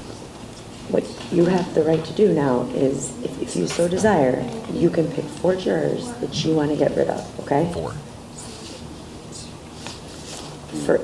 For any reason you want, but you cannot get rid of them for a discriminatory reason. You can't say, I would want this person because they're this race, or I don't want this person because they're this race, or this gender. Okay, here's a great example. What number was that? 12. Juror number 12, I believe, is an Asian man. Okay, so you can get rid of somebody based on the fact that he's Asian, because that's unless there's a different race neutral reason, you can't get rid of somebody based on their race. Or sexuality. Or they're right, but we're not aware of anybody's Didn't ask questions about that. sexual proclivities. Proclivities. Word of the day, proclivity. Okay? So it's gonna go like this. They get to pick one, you get to pick one if you want. And if at any time I choose not to, they keep going? Yes. Until they have all 4. If they want. Maybe they say, we like all these people. Do you want any input from me on who? What are your perceptions? Okay. I think we maybe would like to consider getting What are rid your? of That's the best questions asked all day. What were your perceptions? Okay, I'm gonna turn off as a now, because she was just explaining how the process works. I'm gonna turn off the mic for a little bit as she's now citing personal reasons why she thinks she would exclude certain jurors.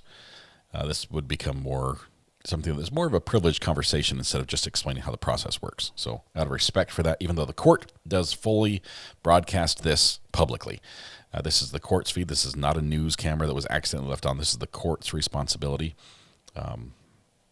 We're going to say we'll pass. We'll wait for a little bit.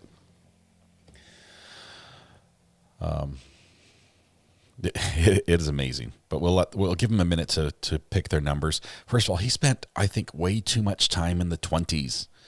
When you're trying to seat 13 jurors and you each have 4 strikes, everyone has to pretty much use up all their strikes in order to get to the 20s. So he's spending a lot of time on 22 and stuff. There's a high likelihood we never get to that number. We already have a jury seated. But is proclivity a negative word? No.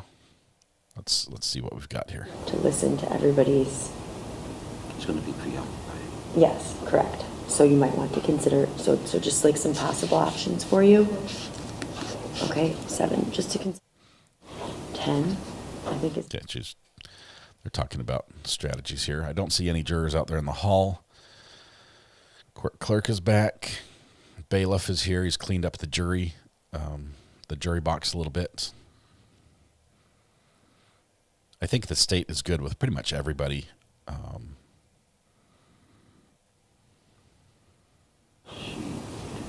I think you maybe want to get rid of number 8 too on the end. You might want to get rid of number 8. Yeah, okay.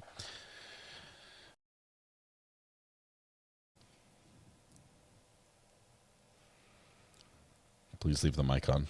Ain't been excused. Only because there are other people there. Bailiffs, clerks. If it were just them, I think. What number? Yeah. All set? Yes. Okay. These are just people to consider, okay? Bailiff gets the judge.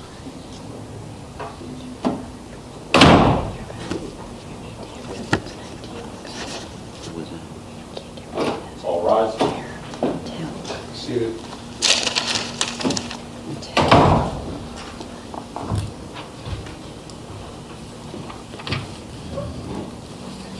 All right, start with the state. Juror number 4. Defense.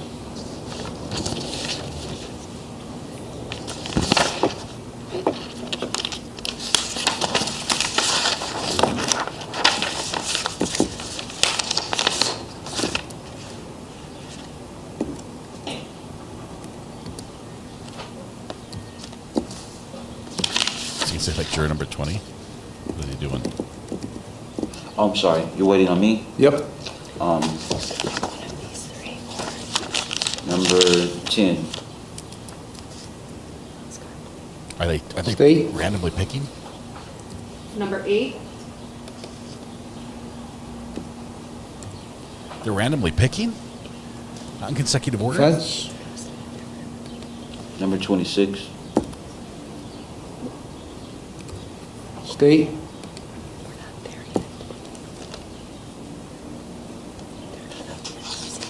One moment, Your Honor.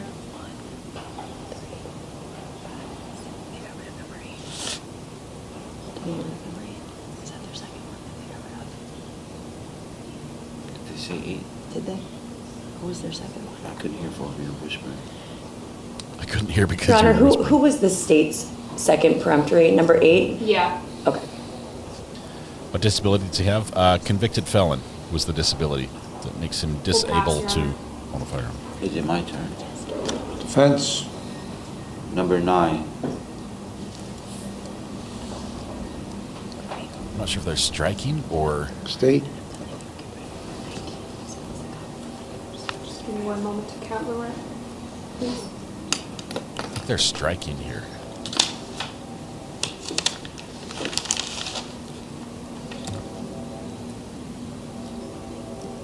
I hear a train. Minecraft train. We call this a Minecraft court because right around me, We'll pass. the camera is pixelated. Defense. Like Minecraft. Last one. The game. Number 19. Okay, those are the strikes. So I have the state, number 4, number 8, defense, number 10, 26, 9, and 19. Is that correct, everybody? Correct. Let's see if 22 gets on the jury here. Yes. All right, so count along with me. The 12 will be the deliberating jurors are 1, 3, 5, 7, 11, 12, 13, 14, 16, 17, 20, and 22. Oh, 22 made it on! 22 made it on! That's what I have, Your Honor. And now he doesn't have any strikes left. He used up all his strikes.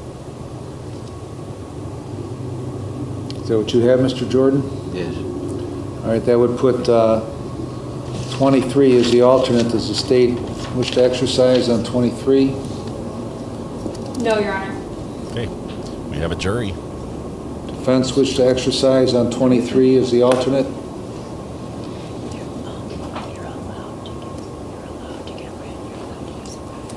Do you want to kick 23 off or not? Go to 24 instead.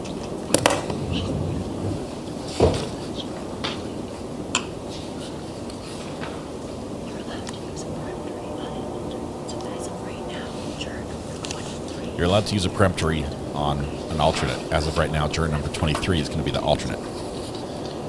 If you use a peremptory, it will be juror number 24 as an alternate. If you want to strike, you can.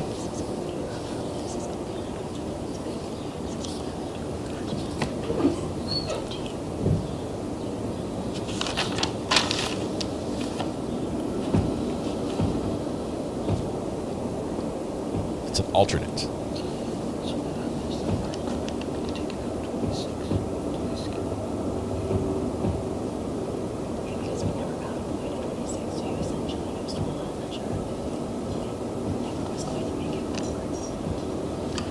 You used up 26. You should have saved that for 22.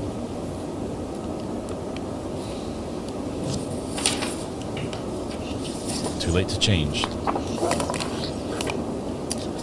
Yes. Pass. Pardon? Pass for peremptory, say that. Pass for peremptory. Yes. No, like the You have to say pass for peremptory. For peremptory. You only got Yes, and it's just for the alternate. Okay, so you're 12 in the box. keep it in possession. Yeah, so this is your alternate as of now. As for peremptory. All right, so 23 will be the alternate. That person will not be identified as the alternate until just before deliberations begin. You don't tell them, guys. All right, when we come back, Bob will identify the 13. Then after they're sworn in, the others are released. Then I'll read them some preliminary instructions, and then they'll go to lunch, and then we'll start with opening statements right after lunch. Woo-hoo. We do get opening statements, which are going to be a hoot. All right. They're gathering the jury right now. I'm going to cut away when the jury comes in. So we'll show everybody walking in. What I was trying to say was, so in addition to these 4 you get for any reason you want, right? You also get 1 for the alternate, okay? Because the alternate only ever becomes one of those main 12 if something happens to one of those 12. So if somebody gets really sick tonight and can't come back tomorrow, they would put in that alternate. All right, jurors, you're going to come back in the courtroom. Just those bells. 3, 4, 5. Serving 12 times. 6, 7, 8, 9, 10, 11, 12. Beautiful clock. All right, we're going to go back to showing you this as soon as the jurors sit down, trying to help hide their face a little bit here because the court didn't.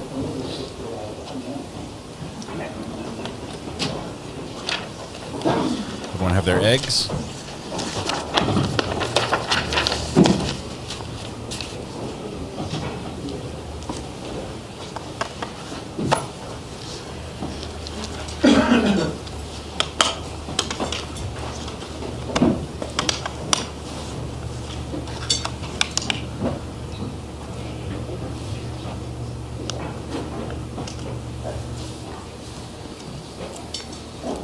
Jurors are all present. Now the bailiff's going to go get the judge.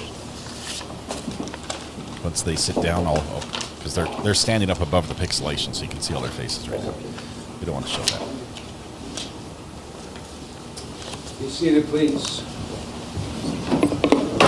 All right, ladies and gentlemen, we have identified the 13 individuals who will hear this case. 1 will be the alternate, and that will not be identified until the close, just before deliberations. Mr. Gonzalez, please identify those individuals. When you hear your number called, please stand up. So, juror number 1, juror number 3, juror number 5. They're showing faces again. Juror number 7,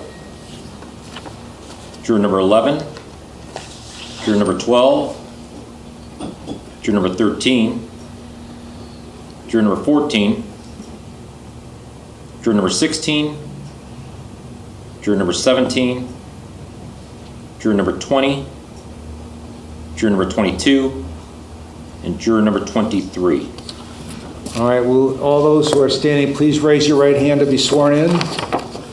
Do each of you solemnly swear that you will well and truly try and true deliverance make between the state of Ohio and defendant O'Shea Jordan, so help you God? All right, you can have a seat. Would everybody take off their numbers and just pass them down this way, and you guys can pass them down that way, okay?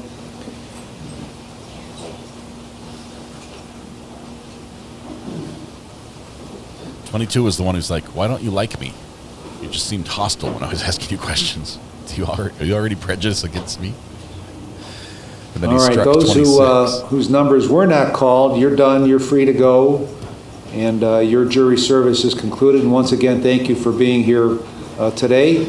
And if you need something for employment, you can get a certificate right outside the door from Nicole. Thank you very much. We're going to see the people who are not jurors as they leave. And one of the jurors actually stands up and gets in the way. Trying not to show the jurors, doing my best.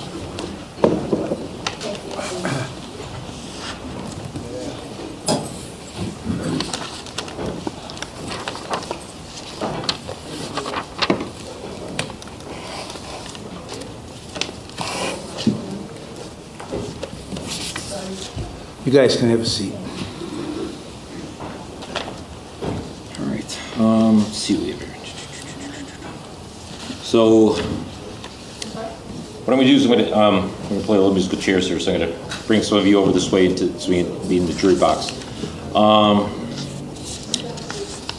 Juror number 14. Can you come down here just to take this seat right here, number 4? There we go. Okay. And then juror number 16. I should come up to the jury box and take that seat up at the top there, number 8. Try not to show their faces, guys. Juror number 17. You can come down, just have a seat right next to him.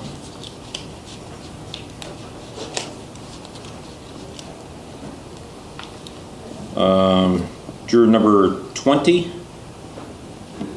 Take a seat next to him.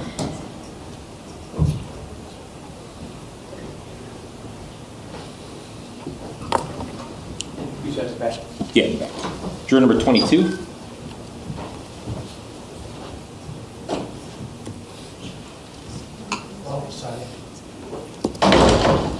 Just want to take the seat number 2 there. And juror number 23. You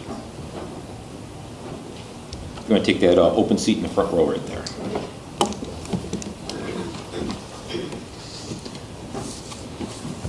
Just cutting their faces off, that's it. Less of it. And All right, what I'd like you to do is reach directly behind your seat on the floor. There should be a notebook there. there we go. All right. And open that up. It's got your new lanyard with the number on it. Put that around your neck. You've also got some notebook paper and a pen to take whatever notes that you'd like to take. Now we're stuck with court for a while. So underneath me is a Pickles jury. All right, what we're going to do now is I'm going to read about 10 minutes worth of preliminary instructions, and then I'll send you to lunch, and when we come back in the afternoon, we'll begin with the opening statements and then the evidence. Evidence is all the testimony received from the witnesses, the exhibits admitted during the trial, facts agreed to by counsel, and any facts which the court requires you to accept as true. Evidence may be direct or circumstantial or both. Direct evidence is the testimony given by a witness who has seen or heard the facts to which he or she testifies. It includes exhibits admitted into evidence during the trial.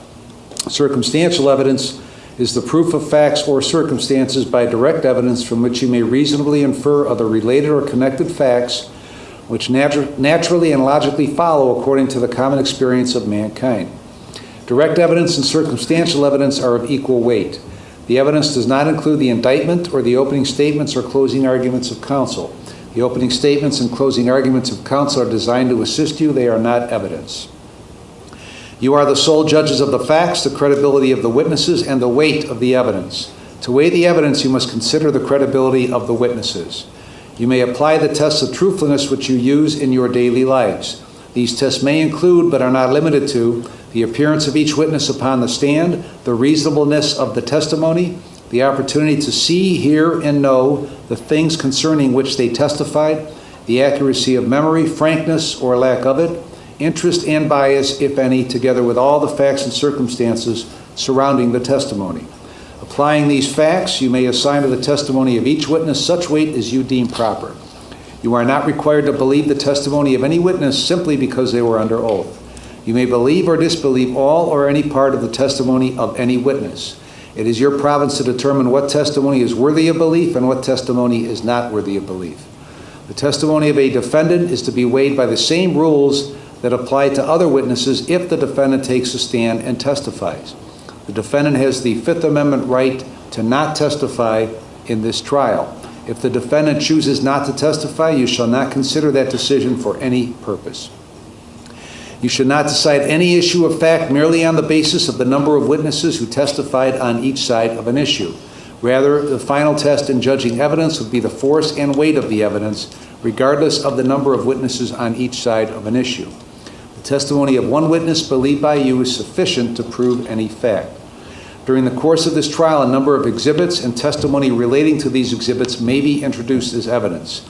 You will determine what weight, if any, the exhibit should receive in light of all the evidence. Jurors will be permitted to take notes during the trial. Jurors will not be permitted to ask questions of witnesses. It is the responsibility of the lawyers to present all the evidence necessary for you to decide the issues in this case. You will not be permitted access to transcript of witness testimony during your deliberations.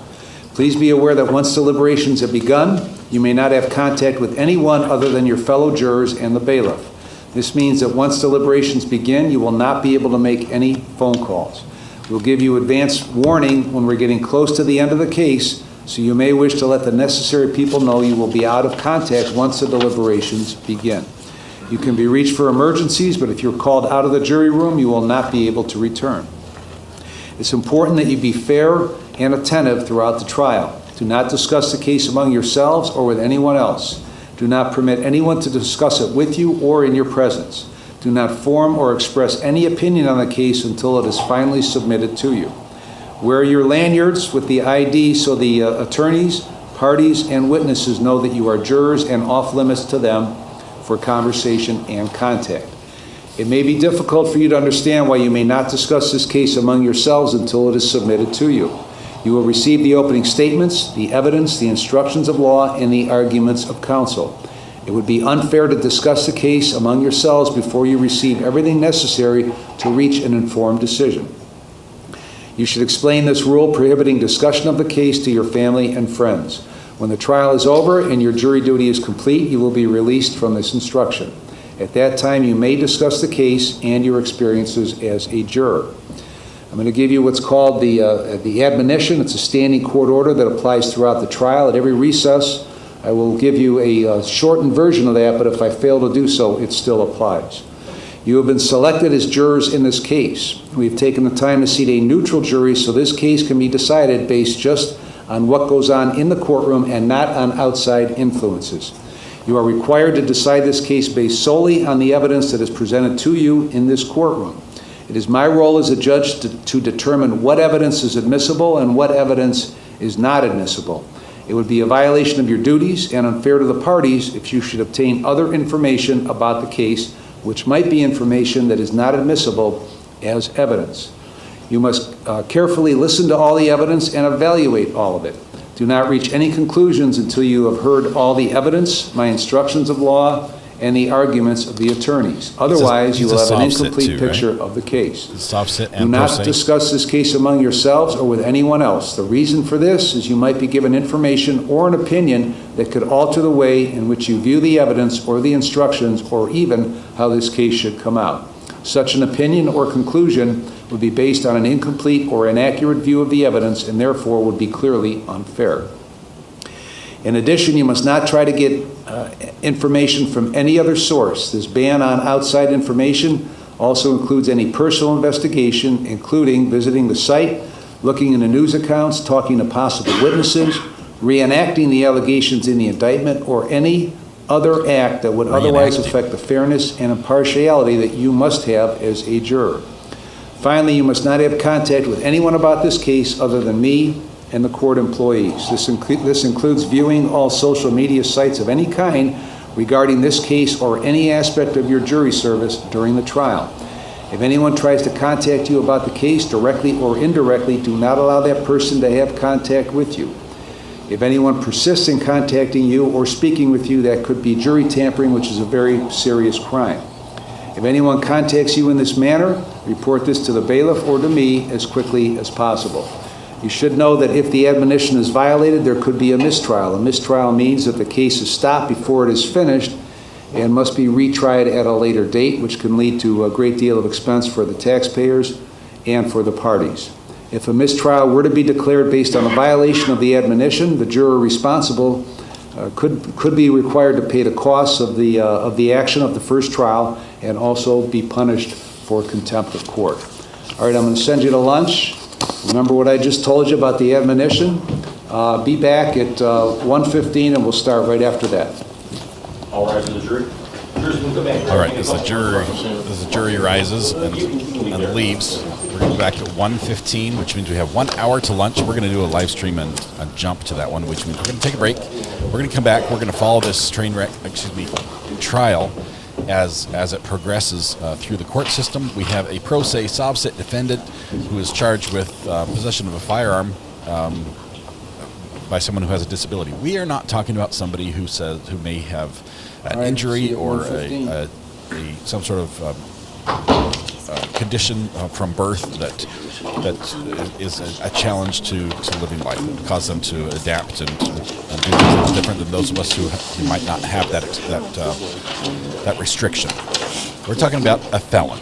We're talking about a felon who is not supposed to have a firearm, and he did. And I think there's also some drug possession. Yes. Biased juror, welcome very much. Yeah. Good to have you here. We're going to proceed with this case in Minecraft Court, which is just amazing. Yeah, those. Just grab all your stuff. No one's going to mess with your files during the lunch. You're good. Just leave your computers. I'll take your computer. Never mind. Take everything. Take everything. You can't trust the bailiffs around here. John, did you say to do that? 1:15, This defendant in the sweater over there with the it looks like a tan and brown sweater is pro se. He is convinced the judge that he is able to represent himself, and he's not doing terribly. Yeah, but I might There's be a able lot he doesn't know. Like, but I might be able to get it directly to like a same with this. we're gonna kill the mic here. He doesn't understand things like what stipulate means. And he I think he gets offended when he hears a word that he doesn't understand because he thinks they're talking bad about him. So the jury's been selected. He participated in the jury voir dire process, voir dire, however you want to say it, and did an okay job, although he didn't talk to many jurors. So he struck a few people. They seated a jury. The jury has been sworn in. We're going to lunch, and we'll be back with opening statements. I just have to finish the thumbnail here. Sobsit, pro se defendant. Goes to Minecraft Court. I will share that. There we go. We'll schedule the stream for this afternoon.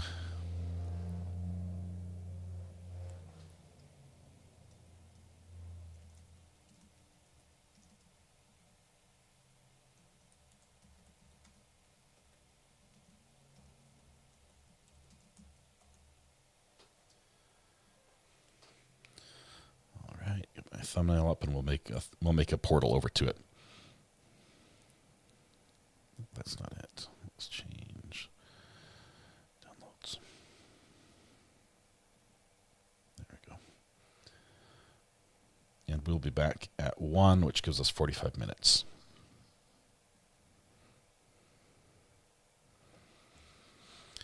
I know, I did put myself in court. I just injected myself right into the courtroom. It seemed like a good place to be at the time. I'll go back to my regular spot. Greeners, thank you very much. First in chat on the new stream. Let me build the portal and play the music. And I don't think I have to go into the post office today, but I might anyway.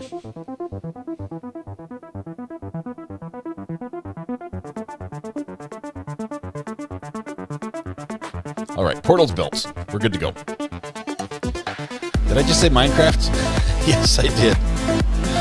This is the Minecraft court. They pixelize the jury box. And thank you, Josh. Appreciate that. We're going to be back. This case is going to be an interesting one.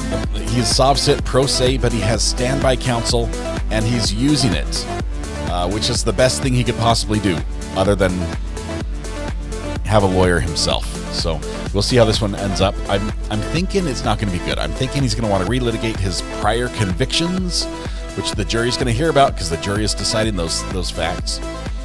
And he's not going to like that because I think he disagrees with what happened then as much as he disagrees with what's happening now. So buckle up. It's going to be a lot of fun. Check Facebook. Okay, check Facebook.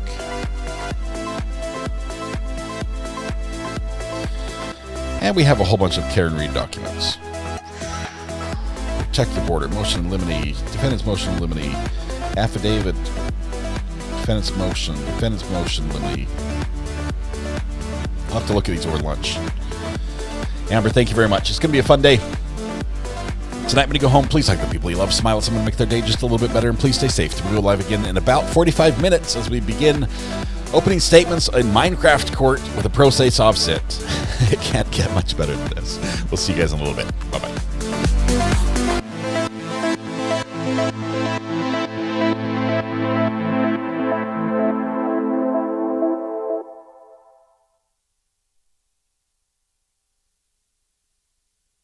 Thank you, sir. You're my new best friend.